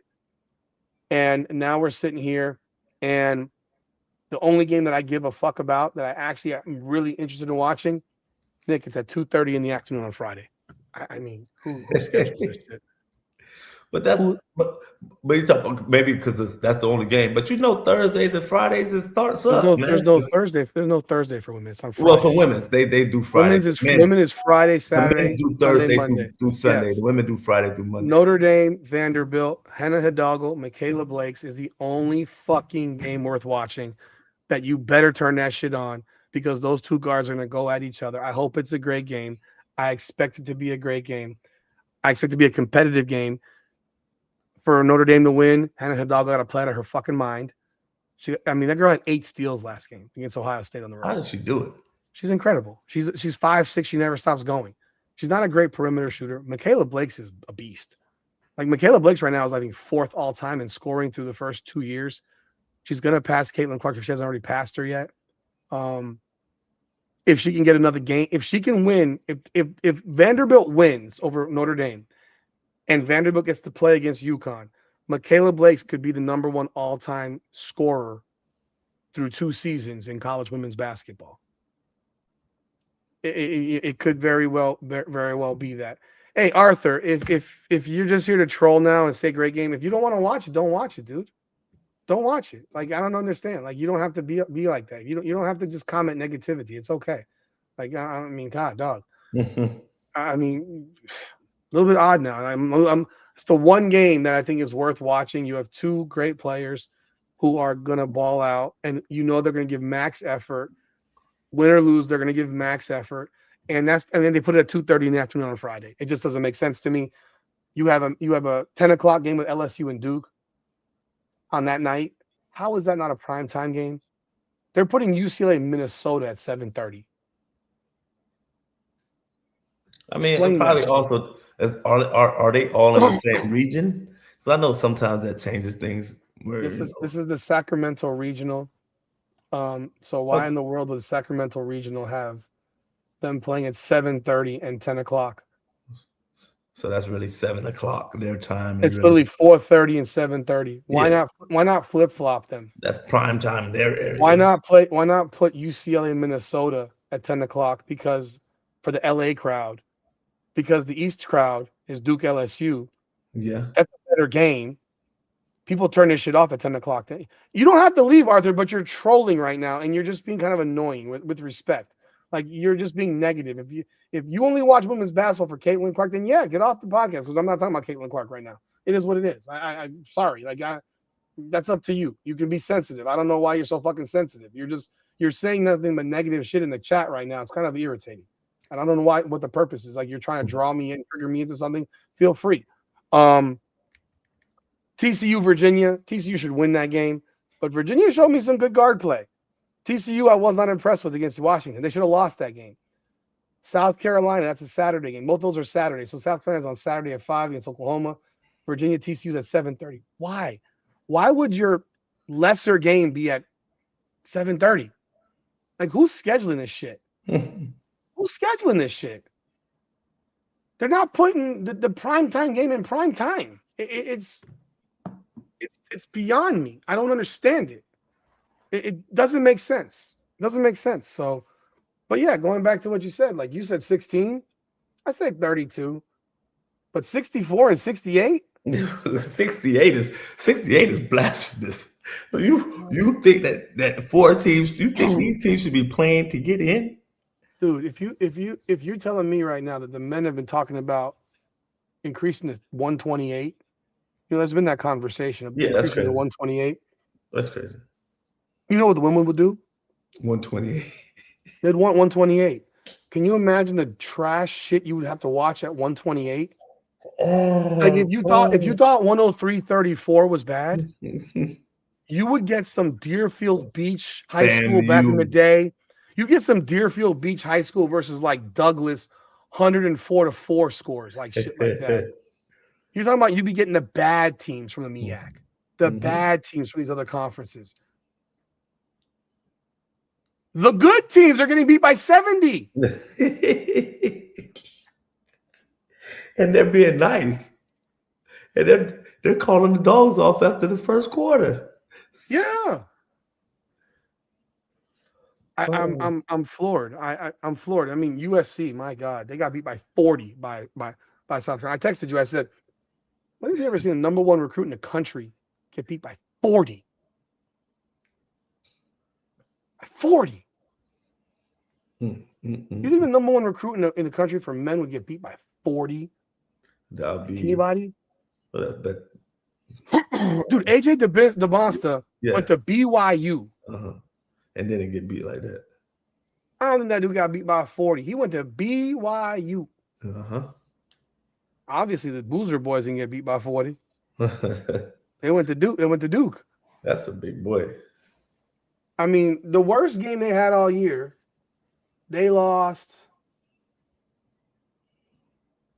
Talking about BYU. BYU's worst loss this year, because AJ DeMonster was the number one recruit in the country. Maybe 20.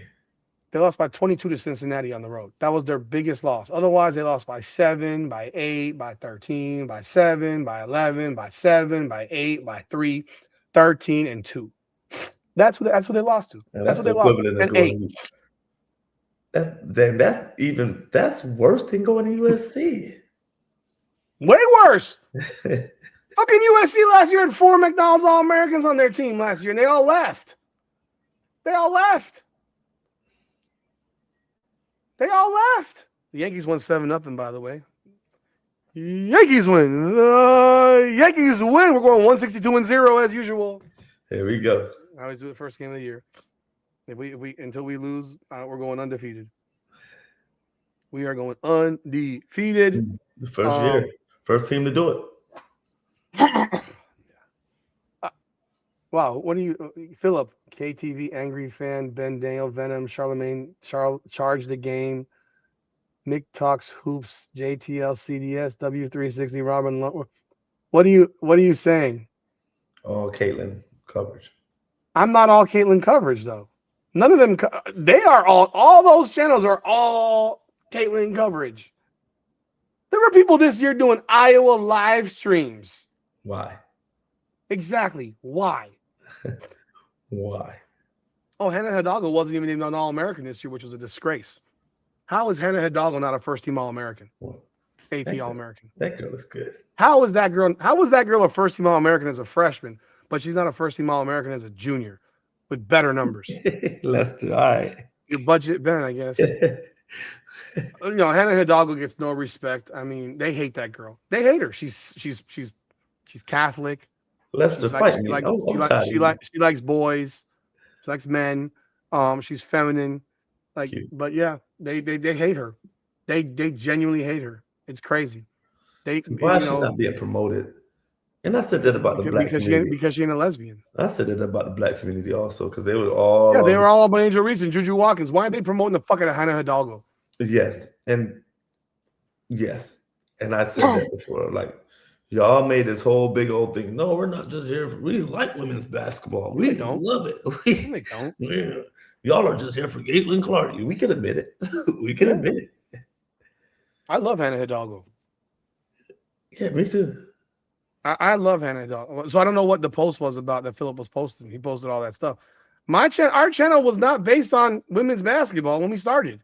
It wasn't. And there are people that do silly, stupid videos of nothing. And it's some of these that you mentioned up there that are utterly useless and crap. And I think a lot of them suck. And I don't care. And they're never going to give real opinions. They're going to give opinions that glaze you. And let me ask you this question. Well, I know the gays didn't like it, but black people are black people. Hannah Hidalgo's black. Yeah. Why is Hannah Hidalgo not being promoted by Black America the way Angel Reese was promoted by Black America? And she ain't a lesbian neither. Mm-hmm. She is not a lesbian neither. Fake. They're fake. They're all fake. They're fake as fuck. And quite frankly, Hannah Hidalgo look way better than Angel Reese. Beyond the fact that she's sized like a normal human being. Yeah. 5'6" and not fucking 6'3". Like, I'm sorry. They're literally making Iowa videos for fake ass engagement this year. It's a joke. And I'm personally offended. I'm personally offended that people buy into that bullshit. I don't give a fuck. But I'm flabbergasted that people buy that shit hook, line, and sinker just because they're saying what you want to hear them say. Mm-hmm. If that's why you got roasted and people unfollowed when you called out Caitlin Clark for having a bad moment. Exactly. A bad stretch in the game. Dude, I titled this shit saying she played like trash for 3 quarters and then played great in the 4th because I was going to skewer her ass that game. That was against Washington. But that's what... And I lost like 20 subs off that shit. But that's what it's supposed to be. Like, you're supposed to be able to critique her. I can still... love the person and the player, but when the player doesn't perform to the standard that we're used to, and they're giving dog shit effort in there, back and forth with the referees every play, why can I call them out for it?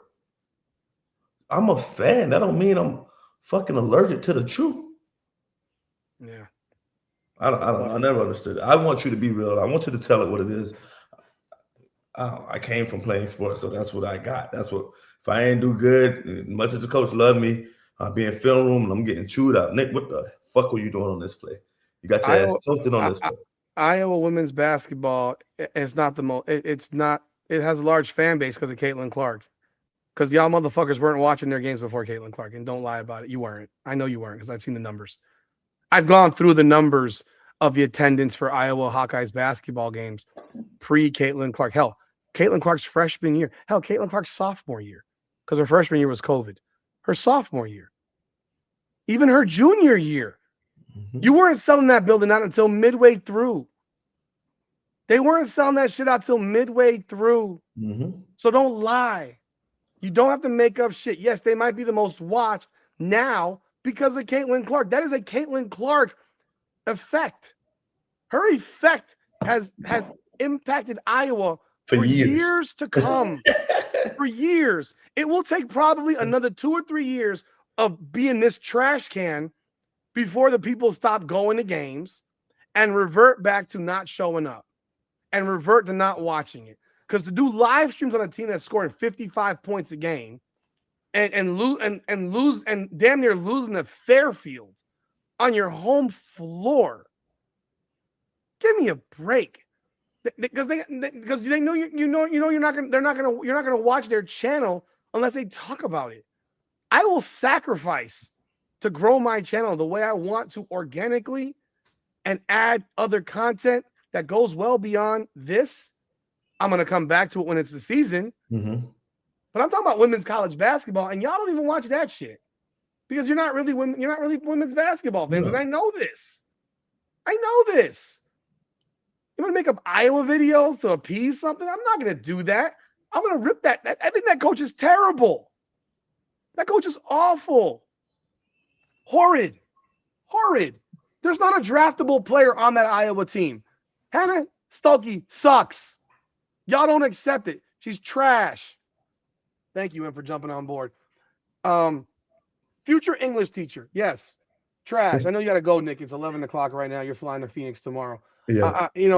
But if you want to go, I'm going to continue chopping it up for a little bit. Okay. But you out? I'm going to stay 5. But at the end of the day, like this shit right here, her first 2 years at Iowa, people weren't watching them.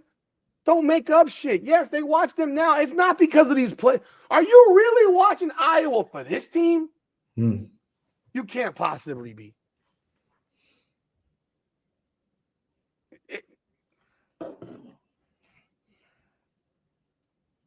Accent, I'm telling you right now, the longer it becomes removed from Caitlin Clark, the less people that are going to be watching them play. Of course it's going to fall off. It's going to fall off. You watch everything. Are you from Iowa, bro? Are you from Iowa? You could keep it a buck. If you're from Iowa, then you're not this conversation. You're not part of this discussion because the people that I'm talking about is the national audience that had Oklahoma. 18.6 million people watched Caitlin Clark's national championship game against South Carolina. How many million viewer games did Iowa have this year on TV? How many million viewer games? I probably watched Iowa play 3 times this year. I watched their UCLA game. That was an abomination. Did you watch that whole game? I did. They lost by how much? 51 in the Big Ten championship. They have a top 10 recruit. What does that mean? What does a top 10 recruit mean? It means nothing. If you don't coach them, it means shit. You know who has 5 top 100 recruits next year? Notre Dame. They have 4 or 5 top 100 recruits. You know who's got the number 1 player in America again next year? USC. Whatever happened to Juju Watkins? They stopped talking about her this year. Like, she was forgotten. She was forgotten. Nick, could Stephen A. Smith go one day without talking about LeBron James, even if he was injured? If he was injured? Even if he was injured. No. He would still talk about him every day. Yeah. We have it would be something. It would be something. It would be Rich Paul says something stupid, or this guy does this, or when is LeBron coming back? When is this? Like, it would be something. I literally watched it today for 5 fucking minutes, and I had to turn this shit off. Like I said, what was the conversation? LeBron James. The women's NCAA tournament. Or was it yesterday? I don't remember what day it was. The women's NCAA tournament happened the night before. The men's tournament happened the night before. You're talking about LeBron. Juju Watkins was forgotten. Was forgotten. No one remember. Like, no one cares. They're gonna have three top number one players in the country on USC's team next year, and they're still gonna lose because that coach sucks. Because that coach sucks, and they're gonna be fighting over the ball. They'll be fighting over the ball. Juju is a massive star. She's playing. What? No, she said Juju was a massive star. Well, massive stars get talked about. Yeah. Even I don't care if they're hurt. Hell, they talk about Kawhi Leonard and for how many years of injury. Mm-hmm. Good or bad. You know, good or bad, injured. I mean, they talk about NBA players, whether they're injured or not. Juju Watkins, yeah, she'll be their great black hope again and all that bullshit. But yet you have a player like Hannah Hidalgo and Michaela Blakes right now balling the fuck out at Vanderbilt and Notre Dame, and you don't hear shit about them because these people don't give a fuck about the sport. And it's okay. Just admit it. Just admit what you are. I'm not talking about y'all here, but those people need to admit what they are. This tournament is dog shit, though. It's dog shit. It's trash as fuck. 8 teams. 8 teams. And you know what that would have been? That would have had a 50-point fucking win over fucking Iowa. Because they were put as a 2 seed. That's true. They were a 2 seed. That's true. It was a 2 seed. They actually played a really, really good team. It would have been. They lost to Virginia, a play-in team. Nick, they lost to the play-in team. A play-in team. I guess. Virginia was a play-in team. I never understood this play-in shit. Well, you're a playing team, but you're not the 16th. Nick, explain to me exactly. Explain to me why the playing teams are number 10 or 11 in men's, or 12 in men's, but 10 in women's. But they had to play it. How about they just put them in the tournament? You know, sure. Exactly. I don't know their logic or reasoning. I get it because the other teams probably got in like the 16 seed. Those were automatic bids from one of these trash can conferences. I get it. And they're really like, well, the playing team, you only made it in because. But they're like the AC. But then in the men they do have a 16 seed as a playing team as well. It's like, what do you? It's preposterous. It doesn't make sense. Yeah. It's like, what are we doing? We're just adding it. If you're a playing team, I want to see you as a 16th seed. I don't care. Hell, make Virginia a 16 seed then. Yeah. Make them a 16 seed. Then that'll be a petrifying matchup for a second round game for somebody potentially. Although probably not because they'll play fucking UConn or South Carolina, get beat by 50. But they played Iowa, who's a fraud, and you know, yeah. McKenna will Zicko, the number 6 recruit in the nation, brother. Duke, who? I know who she is. Who? You got Addie Deal, top 20, can't even play. 4 points 4 minutes in the tournament. 4 minutes in the last game. That's bad. Like, you're not. If you're a top 20 recruit in men's college basketball, you're a starter. Mm-hmm. You're a starter from day one. All right, Rudy. It was a pleasure, man. See you next week. All right, man. Take it easy. I'm still going to be on for a few minutes, guys, but you take it easy, Nick, man. All right, man. Bye.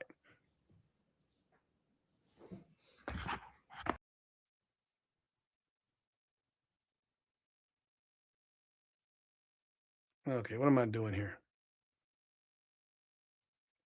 I'm still here, people. I'm trying to figure this crap out. Oh, that's why. I got to change this. Boom. Why is this not coming out? Oh, that's why. That's right here. All right, folks, I'm here. I'm still here, man. We'll be on here for a little while longer, man. I appreciate y'all jumping on board, everybody, once again. You know, The fact of the matter remains that this tournament, from what I've been watching, and I mean, it's a non-competitive event that you only start to get some competition in the Elite Eight. I mean, there's been, I think, eight upsets per se based on lower seeds winning, which is more than normal, out of 48 games so far. And the only real upset was a 10-2 in the second round. The rest of the wins were 4-5 or 5-4, 9-8, or 10-7. This is, and most of these games are blowouts. So you're asking me this question: do I think Stokey will get the Caitlin Chen treatment and get drafted late second round? I thought Chen was drafted in the third round. Like I thought she got drafted in the third round. I don't think Stokey's any good, and she doesn't have Caitlin Clark with her at the event to carry her there. Y'all who wanted her to be drafted by Indiana, I think you're out of your fucking minds. I think you're crazy. Yeah, Iowa played like the UC game didn't happen. Like you got beat by 51 points. It happened, and it was obvious. Like Haley Van Lith went 11th in last year's draft, 7th if you ignore the 4 internationals ahead of her. Yeah, it does, Henry. It tells you about the talent of the WNBA and the problems that exist in the WNBA. I mean, in college women's basketball, there's no talent. The talent is brutal. The talent level is low. And if you're going to sit here and you're going to tell me that we're going to be putting this crap together and sitting here saying we're going to have a tournament like this. And look, we're going to get into the transfer portal stuff because there's already players that are jumping into the transfer portal. I'm going to be going over that type of thing and so forth. But realistically, we are now, you love the Notre Dame-Ohio State matchup. You know what's funny, Monique? That game wasn't close in the fourth quarter. Notre Dame ran them off the floor. Mike, appreciate you. Does the Fever draft a 4 or a backup for CC? With what pick? I don't even know when they draft. I don't even know when they draft, to be honest. I have to look where they draft. You're not drafting a backup point guard with your first-round pick. You cannot draft a first-round pick for a backup point guard. So you should be looking for a 4. Duke, Iowa shot 68% from the free throws. Yeah. I mean, Jelani of Cambridge went for 41 points. She balled out. Nobody else showed up. And that game was a wipeout in the fourth quarter. Notre Dame whooped their ass. That fourth quarter was wipeout city. You know, I would have preferred, as I said before, Hannah Hidalgo versus Olivia Miles. They could have made that matchup. They chose not to. That was a major mistake. Chen is going to Toronto because Toronto has an Yeah, they missed 4 free throws. Yes, I saw that. Yeah, I saw it. They choked their ass off. Shit chat, whatever her name is. She sucks. Hannah Stuelke, she sucks. Hannah Stuelke had 2 free throws to give him a 4-point lead. She misses them both. Chit Chat has a chance to give him a 3-point lead, a 4-point lead. She misses 2 of 4. Sucks. It's embarrassing. They were 8 for 16 from the line, I believe, in the game. Horrible. Stuelke, 1 of 6. Yes, 1 of 6. Don't care how many rebounds she got. You're the senior. You're the senior. You took 12 shots. Yeah, I agree. I don't need a Hannah Stuelke. Hannah Stuelke shouldn't even be in the WNBA. She's not good.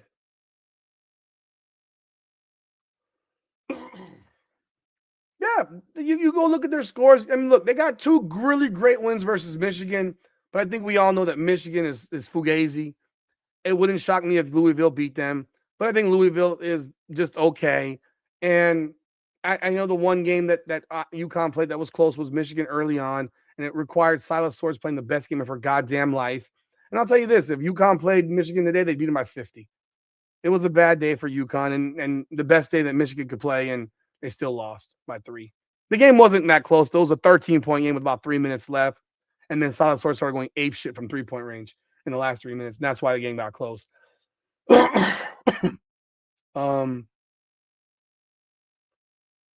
She can't shoot. She can't dribble. She's too small. So what exactly is her role in the WNBA? She's a 6'2" power forward. She's softer than butter. What is her role in the WNBA? She's not a wing. Not a good player. She's not a good player.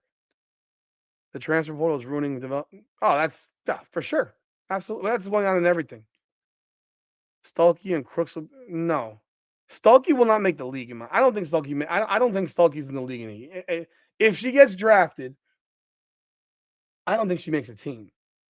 I don't think she makes a team. I just don't. Yeah, 1 for 6. Big important shots. She can't make them. Yeah, and hell, if you want to be real, they should have lost to Fairfield. They should have lost I watched the Fairfield game. They should have lost to Fairfield. I ain't do no fucking live on that bullshit. A live stream? Oh my god. Yeah, she didn't score a point in the UCLA game. She's terrible, dude. And people are gonna swear by that girl. I'm not here to shit on her. I'm not shitting. I'm telling the truth. But people think they've committed to the delusion that she's someone that's good, and they're gonna ride with it. And I don't ride with crap like that. Just because you play with somebody don't make you good. Kate Martin ain't good. Kate Martin ain't good. And then someone will say Luciosa didn't play with fucking Caitlin Clark.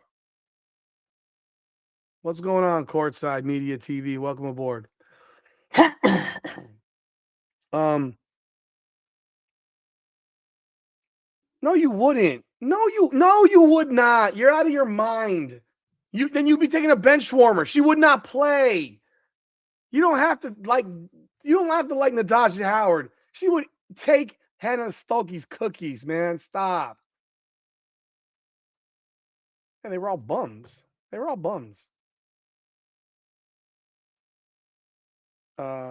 Yeah, I said Fairleigh Dickinson, right? Didn't I say that? You don't think? Thank you, Mike. You don't think free agency for a 4 and a back draft? I would not draft a backup point guard at my first pick. I would not draft a backup point guard. You can bring Aaron McDonald back or Odyssey Sims back for a minimum contract on a 1-year deal. Why would you go draft a 4-year deal or a 3 or 4-year deal rookie as a backup point guard? Like, who would you draft in the first round to be the backup point guard to Caitlin Clark? I'd love to hear your thought on that. I would love for you to tell me Caitlin Martin is not a decent. She's a below average role player. She's not decent. She scores 3 points a game in a shitty league. I mean, I can't roll with that. WNBA mock draft. Let's look at this again. Let's see the newest mock draft. You're not going to get Tania Latson. She's not a backup in my opinion.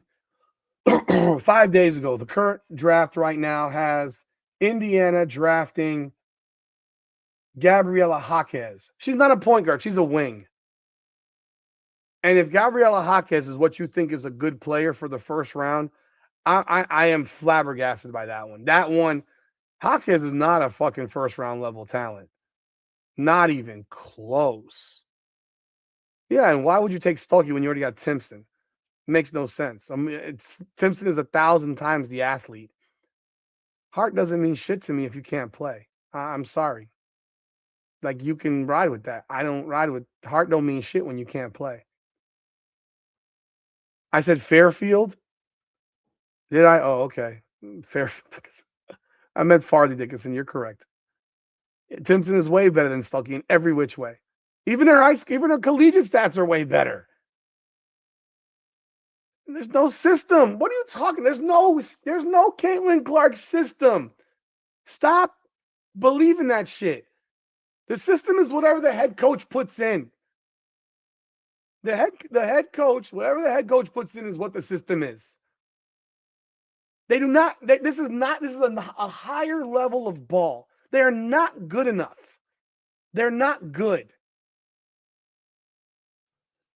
And Jenna Nipkins is a shooter. She's not a fucking point guard. She's not a point guard. Right now, they have dropped Flau'jae Johnson to number 11 in this draft, going to Washington. That's how much she's collapsed. You're fine with it. That's not a player who's going to start. That's just enough. Gabriela Jaquez realistically is another version of fucking Lexi Hull and Sophie Cunningham. Like, that's what she is. I mean, if you're looking at a backup point guard, Charlize Ledger Walker at UCLA is projected at 13. Tania Latson's dropped to 15. So everything I said about Tania Latson ruining her career going to South Carolina is playing out to be true. Her stock has dropped into the toilet. Who the hell's Nell Angloma from Lattes Montpellier, France, whatever. Raven Johnson is projected to go number 7. Kiki Rice projected number 5. This draft sucks. This draft is trash. This draft sucks, man. I think they're all making a major mistake not drafting Lauren Betts number 1.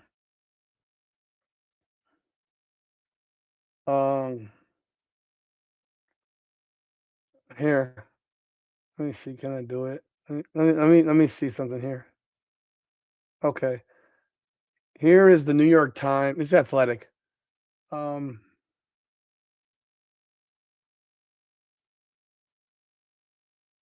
This is the Athletic.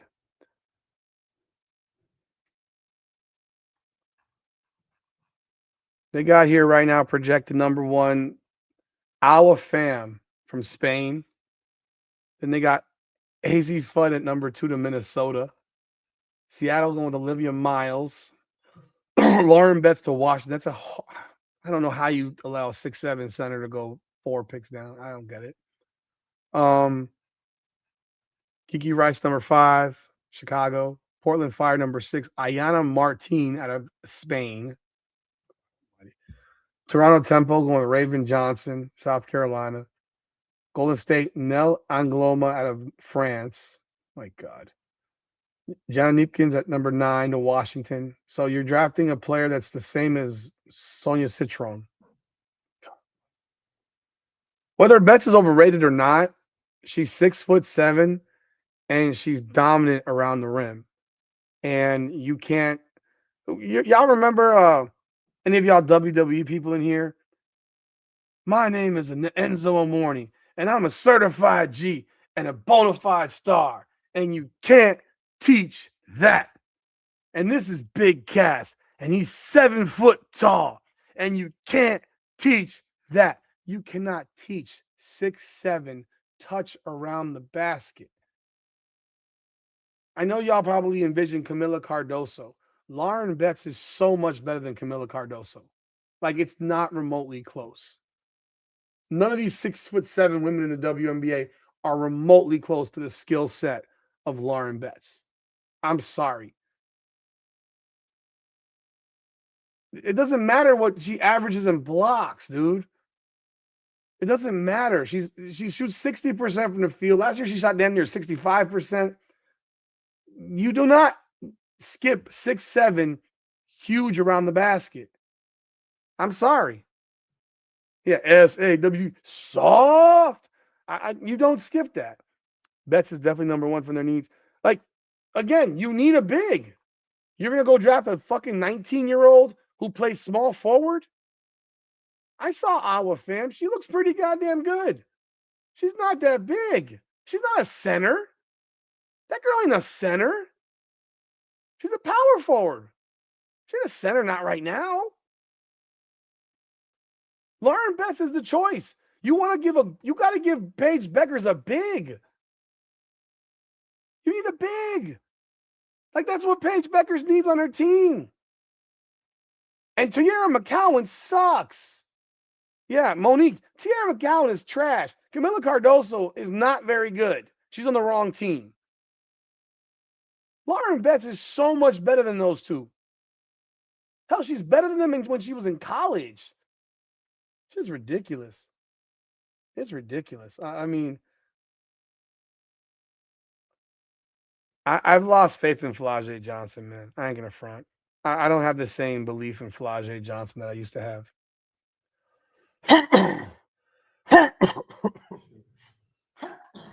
Sorry about that. 7'3", Jesus Christ.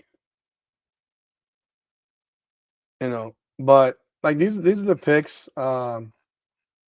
You got Nipkins going at 8 and 9, Jaquez at 10, Flage at 11. She's taking a dive because she's been so bad this year.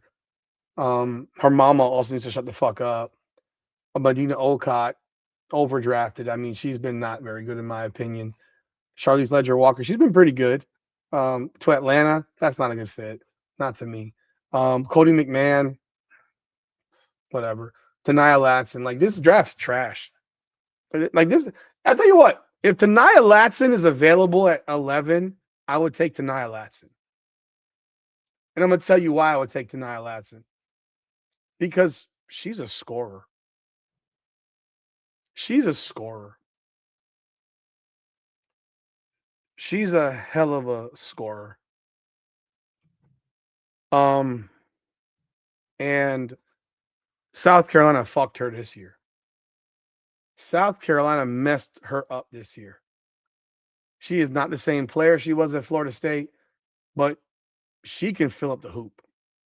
And she runs the floor. She plays fast. She's been forced to play a lot slower at South Carolina, for those that don't watch. She doesn't have the ball in her hands as much. But can you imagine that? I can imagine her playing next to Caitlin Clark.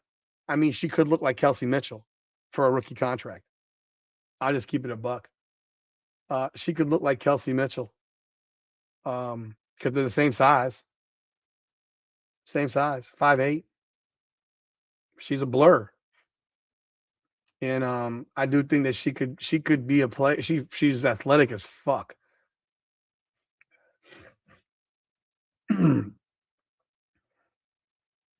Yeah, I agree, Duke. Michaela Blake's also, yeah. She has that victory over higher ranked Texas this year. Most players in the draft are bad, right? Yeah. Mike Nunn, man, thank you again. Who's going to be the worst team in the league? Who gets a crack at the Chinese? I have absolutely no idea.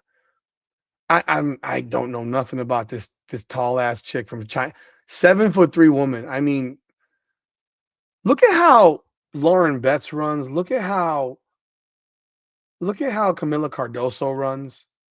Can you imagine a 7'3" woman and how that woman would run? I ain't even trying to be mean about it. Does she even know how to run? Has anyone seen film on her? I don't know her. Look her up. Zhang Zhu. Oh my God, his name is great. Zhang Ziyu. Okay. That's a big broad, but she's 18. She's 18.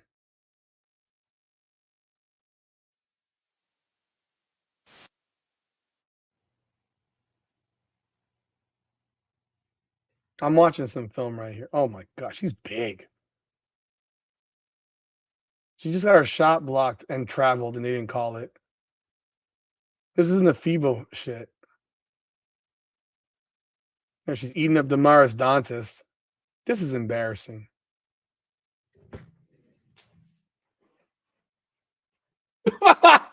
What? What?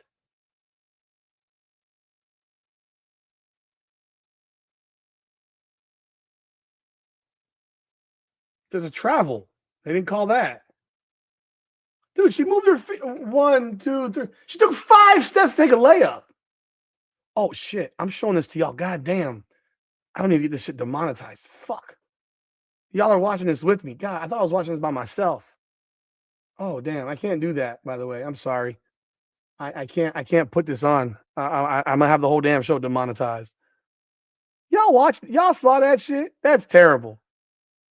I can't have y'all watch. I can't put this on. They'll demonetize me. I did that shit for the women's, for the US shit, and they demonetized my ass. She's a little faster than I mean, but she moves pretty decently, honestly, for 7'3". God damn. But she can't get 1 inch off the ground. She's got knee braces from her fucking thighs to her fucking shins at 18. That's a concern. I don't know how to flip it backwards.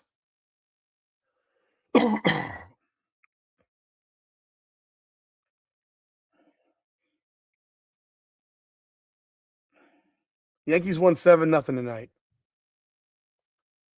Okay, this girl can't do nothing but get around the rim and beat up on people half her size. And then she's drawing fouls saying, ow. Oh, God. All right, her rebound, her layups are better than Angel Reese. Yeah, I'm not worried about that girl. Yeah, she ain't. I'm sorry. Nonetheless, I mean, I would tell you right now, Tania Latson would be the player that I'd be trying to draft at 11. If Tania Latson's sitting right here, I'm sorry, at 10.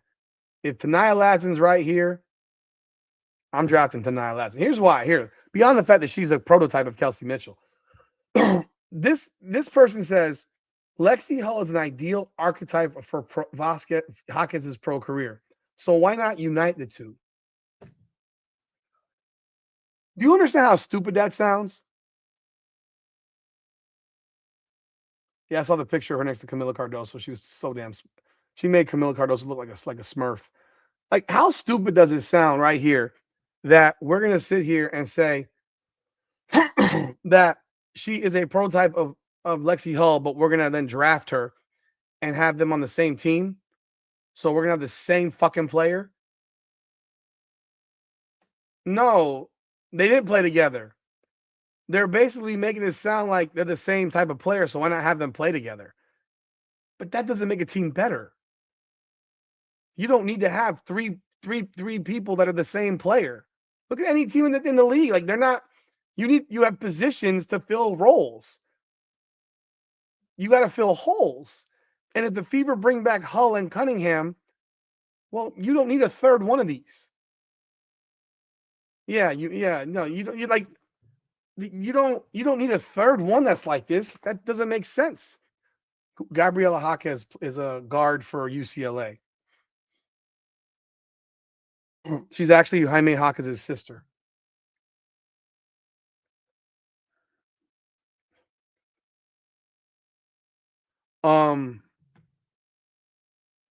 Yeah, I think that's crazy.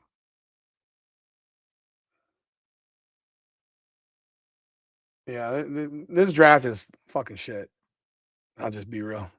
This draft is shit to me. Not very good.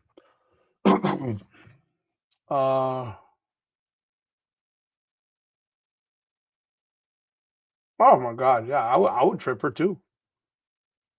I would be tripping that big ass girl too. She's not even jumping, dude. She's just lifting her arms up.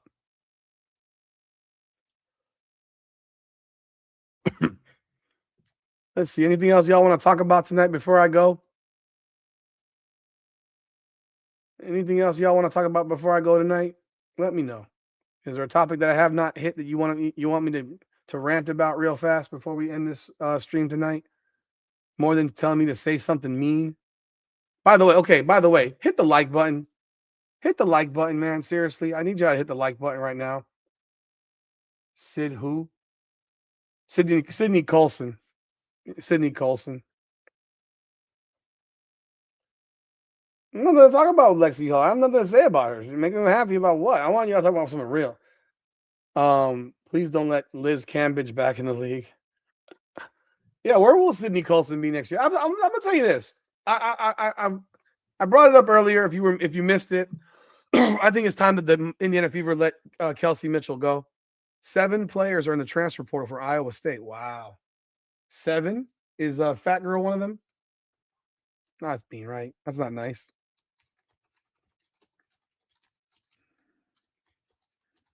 Is Audi Crooks in the 7 Iowa State women's basketball player? Jada Williams. Oh, she was their best guard. Yeah, she got tired of having to watch Audi Crooks get scored on. So Jada Williams, Addie Brown. Jada Williams averaged 15, 8, and 3.5. Freya Jensen, Reese Betty, Allie Tanky, Reagan Wilson, and Lily Taulele. Yeah, Audi Crooks was not announced. Williams played her first 2 years at Arizona. So she was there for 1 year and she's bouncing already. Wow. Look at that. Gotta love it. Gotta love the loyalty. Iowa State's coach is trash. She might be, but she's relying on a fucking 300-pound fucking big who can't move as her best player. So, yeah, I guess so. Sydney Colson didn't even average 5 minutes a game before she got to Indiana. I don't know if you know that. She barely played. She was a third point guard. Sydney Colson was terrible. Sydney Colson's terrible. She was terrible in Vegas. That's a dude? Wait. Huh? Wait. Hold on.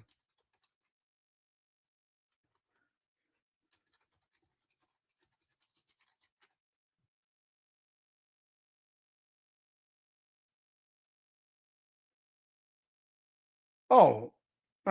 Okay. No, he's a dude. I can tell he's a dude. He looks like a dude and a lesbian relationship. God. Oh my goodness. That's hilarious. Dante, it's very, very simple. I can answer this question for you. It's going to sound mean. Oh, yeah, I never brought the Syracuse thing. I will bring that up now. I forgot to bring that up with Nick. All right. So, the Iowa State game plan. Teams are just not coached very well. It doesn't take a genius to see how to expose that team. And the problem is that a lot of these teams don't have the talent. And when you start off your season playing a bunch of bums and you pad your schedule with ducks, like the fact that Iowa lost to that team should tell you enough about Iowa. That Iowa lost to that team, that should tell you about Iowa and your beloved Hannah Stuelke.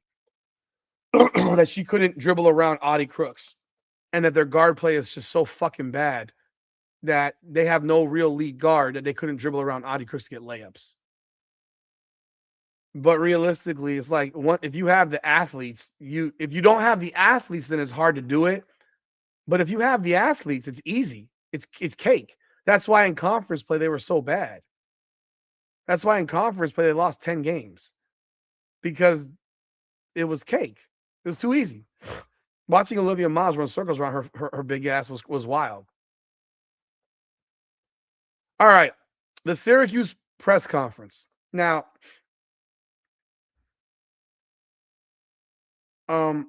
here's what I gotta say about that. I saw her comments. I understand her point of view. I also can respond with, well, the opportunity is there. Go beat them, right? I think she's a bit hyperbolic as well because she's only played at UConn 3 times, as far as I read, whether it was at Syracuse or Buffalo, because she coached at Buffalo before that. But the fact remains is that she's sitting here crying about something that she has control over. And the control that she has over it, be better in the regular season. Be a better team in the regular season, have a better record, or hell, be worse, have a worse record and be a 10 seed or 11 seed and hope you don't get bumped. But the biggest thing is just to be better. Have a better regular season. Crying about shit that's regionalized, and we all know it's regionalized, but if you're a 4 or a 5, they're not going to regionalize you with UConn as an 8-9 game. It'll be maybe in a regional final or a regional quarterfinal. A regional semi or regional final, but you won't get them in the second round if you're better. But I do also understand her perspective that like we played, like maybe we played there last year. How about you move us across the country? Because they sure as shit put USC in South Carolina, which is not regional at all as an 8-9 game. So it is, I understand it because you're playing a road game at UConn. You're not winning a road game at UConn. Like no one's winning a road game at UConn. I don't even know when the last time UConn lost at home was.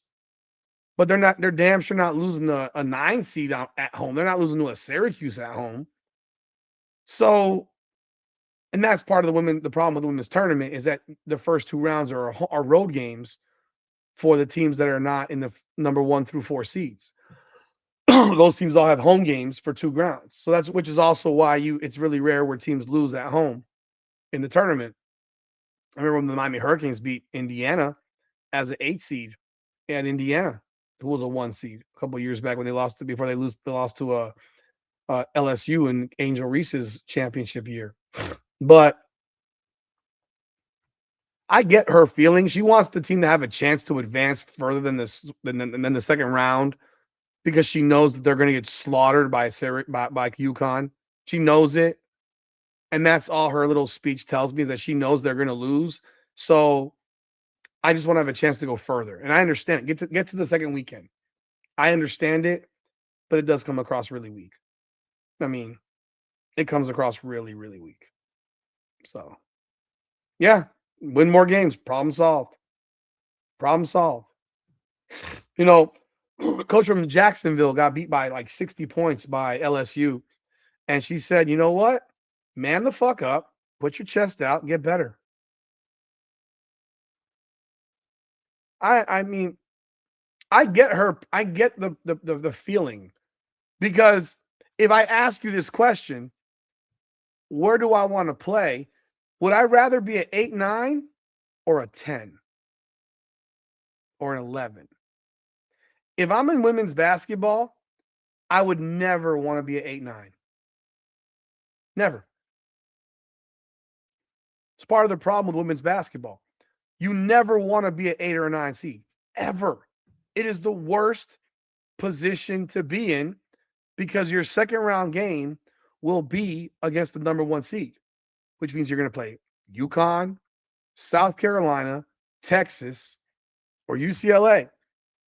And you know you ain't beating them. So you'd rather be a 10, hope they're upset over a 7, and then you play the 2, a bum-ass fraud like fucking Iowa this year, and you go beat them on their home court because they fucking suck. Their coach sucks. Their players suck. They have a podunk schedule early on. They lost to sorry-ass Iowa State. They got beat by double digits by USC. And USC stinks. Like, Michigan, them beating Michigan twice is an anomaly to me. It must be the worst matchup on earth for Michigan. Because I ain't seen Michigan look that bad all year other than those 2 games. Like, they look so bad in those 2 games. And then, you know, when you like, so you almost say, I'd rather be a 10 seed. I'd rather be an 11 seed. From the 11, I can play the 3 or the 4, whatever it is. Yeah, you can play the 3 in the second round. You'd rather be an 11 than an 8-9. 8-9 is the worst position in women's basketball in a tournament. I tell you what, Duke, Michigan against Iowa couldn't score on payday in a whorehouse. You know, they couldn't score on payday in a whorehouse, and it's very, very confusing how that. That's why I'm only going to say matchup because I don't know what made that matchup so special that Michigan could not score. Maybe it was tempo because Iowa plays a much slower tempo. Couldn't answer that question, but I think Iowa was such a fraud, and I knew it. I said it. I said they should have been seated lower, and they got exposed.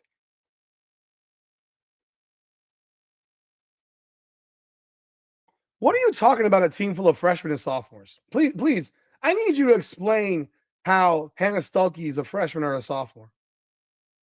I need you to explain it to me. And by the way, I think the Big Ten is a completely overrated conference. By the way, it ain't that good. It's very, very top heavy. And when I say top heavy, I mean UCLA, because everybody else is butt cheeks. I mean, Maryland's already out, Michigan State's already out, Washington's already out, USC's out, Illinois is out, Oregon's out, Nebraska's out. I like right now, the Big Ten in the Sweet 16 has 1, 2, 3 teams, and Minnesota's going to get fucking ramrodded by Texas, I think it is, or no, UCLA. Wait, no, hold on. Is UCLA playing? UCLA is playing Minnesota in the Sweet 16. They're gonna get annihilated. So they're going to lose one team right there. And then all they got left is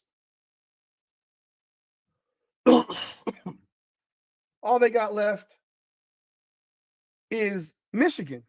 So basically, it's UCLA, Michigan, and Minnesota. And Michigan, if Michigan loses to Louisville, you're gonna have one team left from the Big Ten. So what does that tell you about their 15-3? It don't mean a whole lot. It's not that big. Again, how can a roster be very young if you got 3 starters that are seniors? Don't tell me that shit. I don't agree with you. If your roster has 3 starters as seniors, you're not a young roster. You're not a young roster. Your best player is a sophomore. Fine. She's young. Whatever. Your point guard's a sophomore. Fine. Whatever. You got 3 seniors on your starting line. That's not a young team. Everyone else, 3 starters. You want to know who's a young team? Duke, men. Got a bunch of freshmen starting.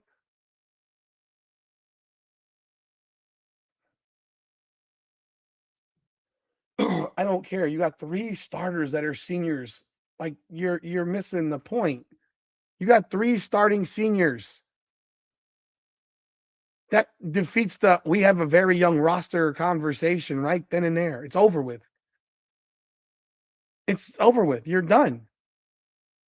There's no great team in the Big Ten besides UCLA. I don't care if they're one and done. If these women could go one and done, a bunch of these girls will go one and done. Juju Watkins could have turned pro after her freshman year. Juju Watkins, after her freshman year at USC, could have been a top 3 pick. She's a top 3 pick. If you're good enough, get the fuck out of there. But they wouldn't because they make more money in college. So you just mentioned youth. Okay, thank you, Monique. I appreciate that. So Iowa beat a Michigan team. That's a bunch of babies, right? Okay, so is that why Iowa won? Is that why Iowa won? 59-42. So let's take a look at the roster for Michigan. Michigan's roster, Ashley Soul, whatever, Sada Swartz, Mila Holloway, Olivia Olson. Okay, let's look at their starters. Let's look at who their roster is. Swartz is a sophomore. I know that without even looking. She's a sophomore. Brooke Quarles Daniels is a senior. Olivia Olson's a sophomore. Holloway's a sophomore. Who was the last one? Solkovich is a junior. So Iowa has a much more experienced team than Michigan does. By your own standard. Accent. By your own standard, Iowa is a much more experienced team. So they beat Michigan's ass twice because of what? And you're right, they beat their ass twice. Yes, they did. They did. You just made an excuse. Yeah, Silas Swartz is a sophomore. They got 3 sophomores, 1 senior, and 1 junior on their starting lineup. I mean, you tell me, sir. Again, you just made an excuse about youth. So is that the reason Iowa beat them twice? Is because Michigan was young? I mean, you tell me. Let me know. Let me know. Their bench, Delphos, Dudley, and Brown. Dudley is a sophomore. That girl went to a different school last year. I know that name. She went to UCLA, I think. Stats. Yeah, she was at UCLA last year. Okay. I knew that name. So their backup is a sophomore. Delphos, sophomore. Macy Brown, junior. They got 1 senior in their top 8, and you think that they're a young and Iowa's young? Michigan's young. Michigan's young. Across the one and done, there's at least 12. Yeah, exactly. Dude, Duke nearly lost to Siena. Duke beat Siena by 6. They were trailing with like 5 minutes to go to Siena, a 16 seed. Strong as the predator. Oh, yeah, probably.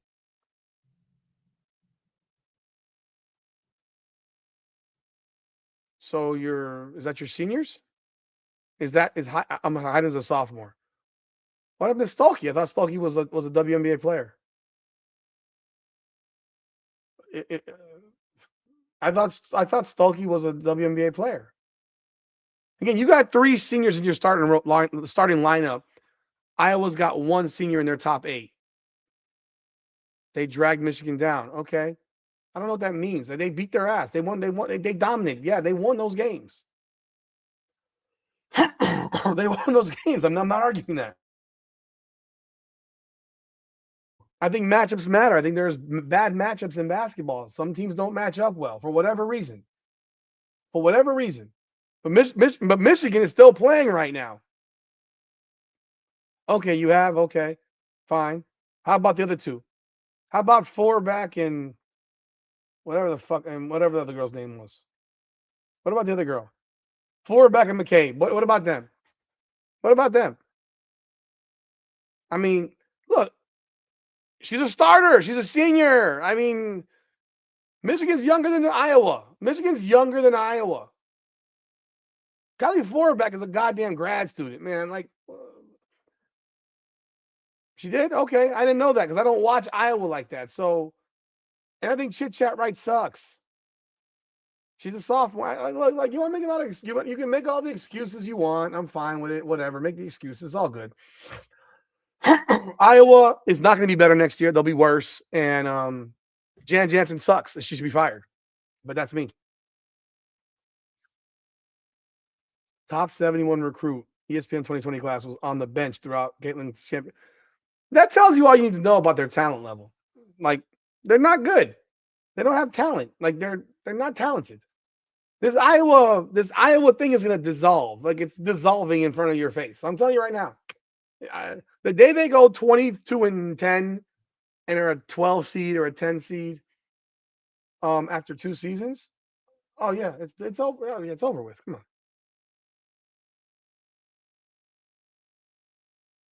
Dante, what are you asking me? Relax what? I'm not an Iowa fan. I keep telling you this shit. I've been saying this for the longest time. I'm a Caitlin Clark fan. I couldn't give a fuck about Iowa. I don't care about them. I'm not from Iowa. Why do I have a fucking love affair with Iowa? I'm from Dade County, Florida. I'm a Miami Hurricane fan. I'm a Dade County guy. I'm from Miami. I don't give a fuck about Iowa. I care about Caitlin Clark. I cheered for Iowa because of Caitlin Clark. If Caitlin Clark played anywhere else, I'd be cheering for her wherever she goes. If she had a good team next to her and good players next to her, she'd have been a national champion. She would have been a national champion. If she had gone to UConn, if she had gone to South Carolina, if she had gone to fucking UCLA, gone anywhere else, anywhere in these top 5, 60, LSU, she'd be a national champion. But because she played on a team that was undersized and underskilled and dragged their bum asses to 2 national championships, she's viewed lesser than by a lot of stupid people out there because she didn't win a championship. Where I think what she did was more impressive than winning any national championship at UConn, South Carolina, Texas, and whatever else the fuck. Oh, she should be fine. She's terrible. Did you watch the game?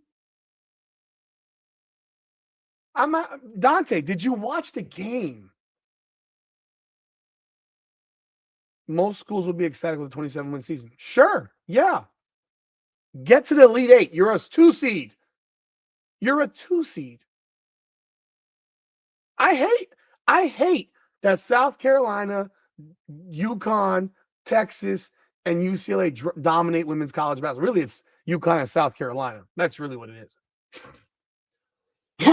That's really who dominates women's basketball. UConn and South Carolina. And UConn's taking the throne back.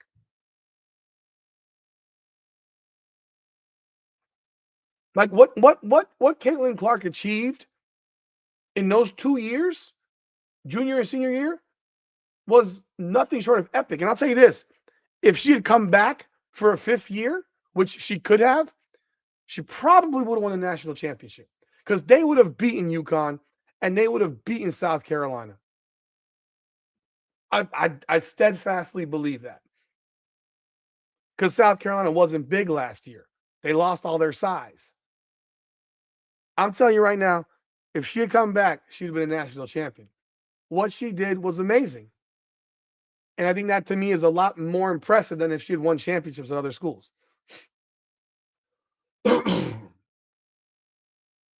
I've watched that woman coach. She's clueless out there. And I watched the UCLA game. I watched the Fairleigh Dickinson game. I watched earlier games this season, but I watched this game against freaking Virginia. She doesn't know what they were up 9 on their home floor. They were up 9 on their home floor against a play-in team. Like, you ran a play for Chit Chat right to jack some awful jump shot. You ran nothing to your big girl down low. You didn't dump it in to hide it and let her go to work. Like, you ran nothing. And she did it twice. Not once, but twice. She did it in regulation and she did it in overtime. They shot a 26-foot three-pointer in a tie game.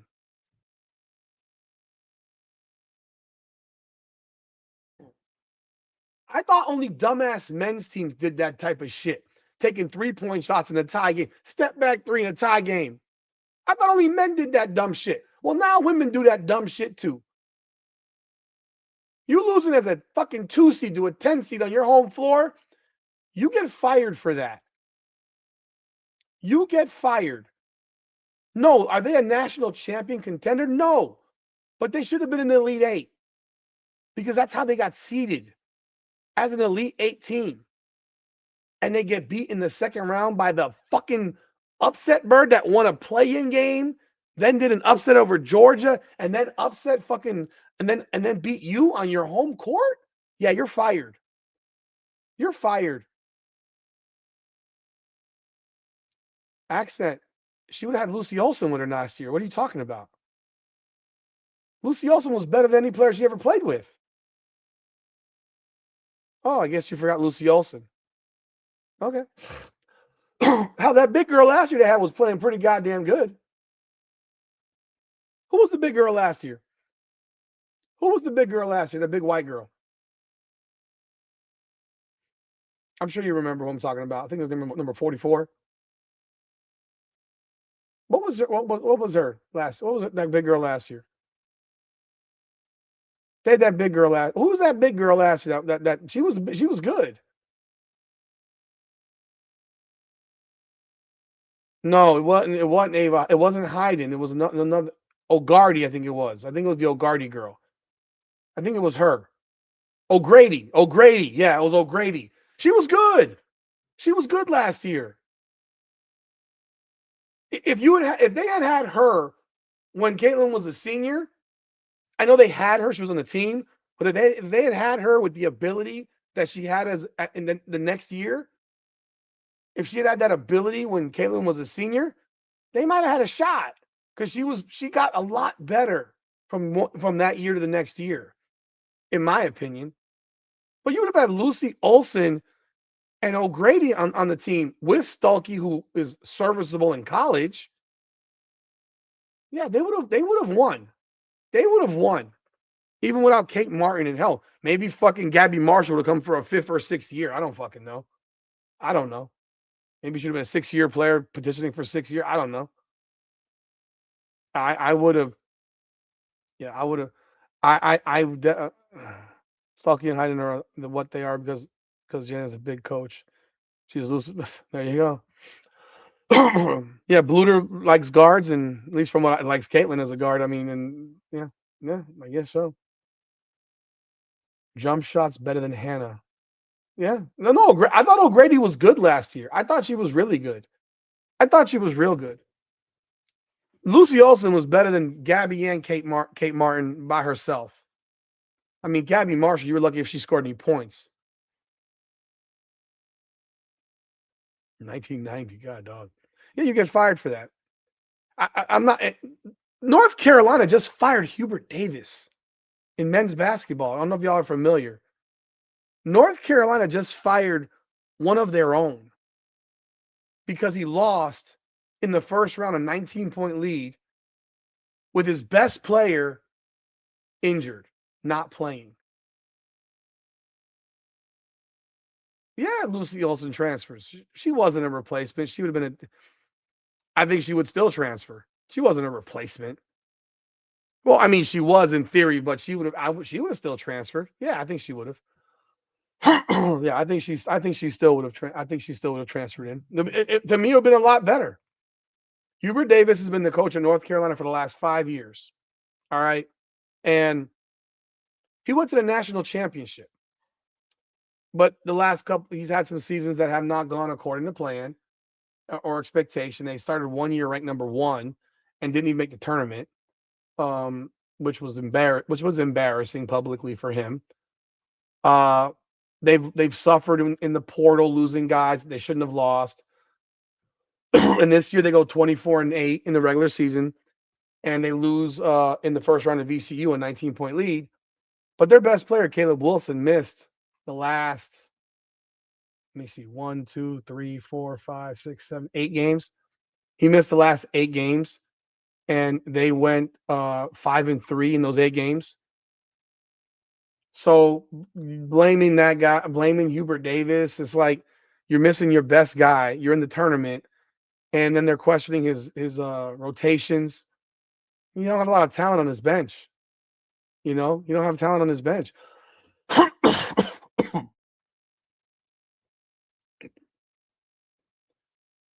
You want to know what's funny, accent? CC in Dallas, still a very, very conservative state. It's a conservative state. It's a state that believes in those values too. Texas is a conservative state, man. But they fired this guy. They fired him because they lost to VCU.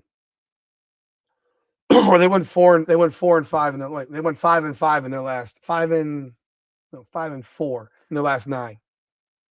Like, this guy is being blamed, and I don't think he's the greatest coach of all time by any means, but he got to a national championship. They lost and after blowing it in the second half. That's fine. They had a season where they won the ACC championship. Last year they lost in the second round. Actually, they lost in the first round. They won in the first 4.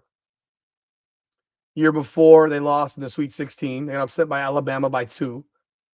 Team that should have won. They won. That was the team that won the ACC championship regular season. The year before that, they opened up ranked number 1 in the country and did not make the tournament. And the year before that, they were in the national. His first year, they were in the national championship as an 8 seed. So you fired him? If he's fireable, then so is Jan Jansen. Oh, if they're in Dallas, they're playing in Dirk's house, yeah. And I don't think VCU is a bad loss either. VCU is a good team, but UNC was without their best player. Caleb Wilson's a top 5 pick in the draft. You lost a 20-10 guy. Like, that's a pretty significant loss. They don't have a fourth quarter. It's first, second half. They had a 19-point lead in the second half. The lead was with about 15 minutes left. They were 19. No, they blew it. I watched the game. They blew it. They were up 13 with like 5 minutes to go. They gave the game away. I don't know if the guys gassed out or what, but look, UNC wasn't going anywhere. It's not like he had a national championship contending team. That team wasn't going anywhere. If they didn't lose that game, they would have lost the next one. So would you fire him if they'd gone 25-9 instead of 24-9? I don't know. I don't know. But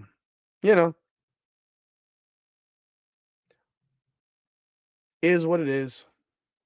Is what it is.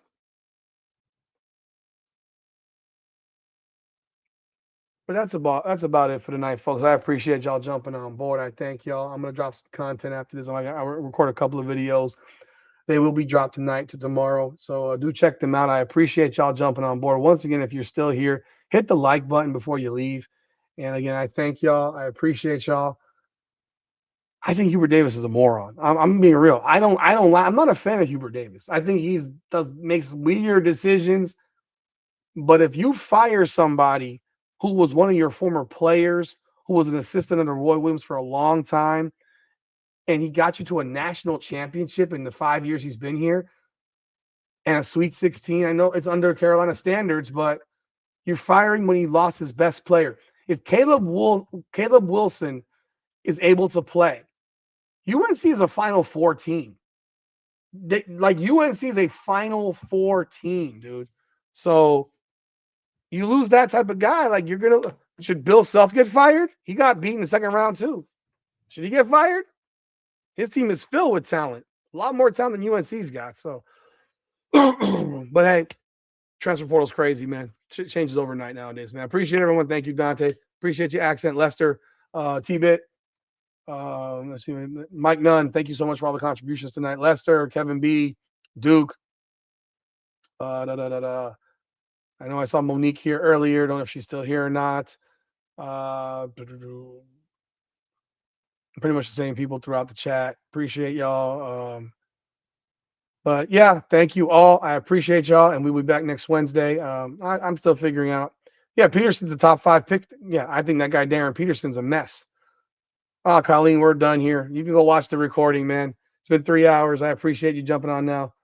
But yeah, I know he says there's a possibility he retires because he's been sick or what have you, but you never know these guys. They don't. They if they quit, they die. You know what I mean?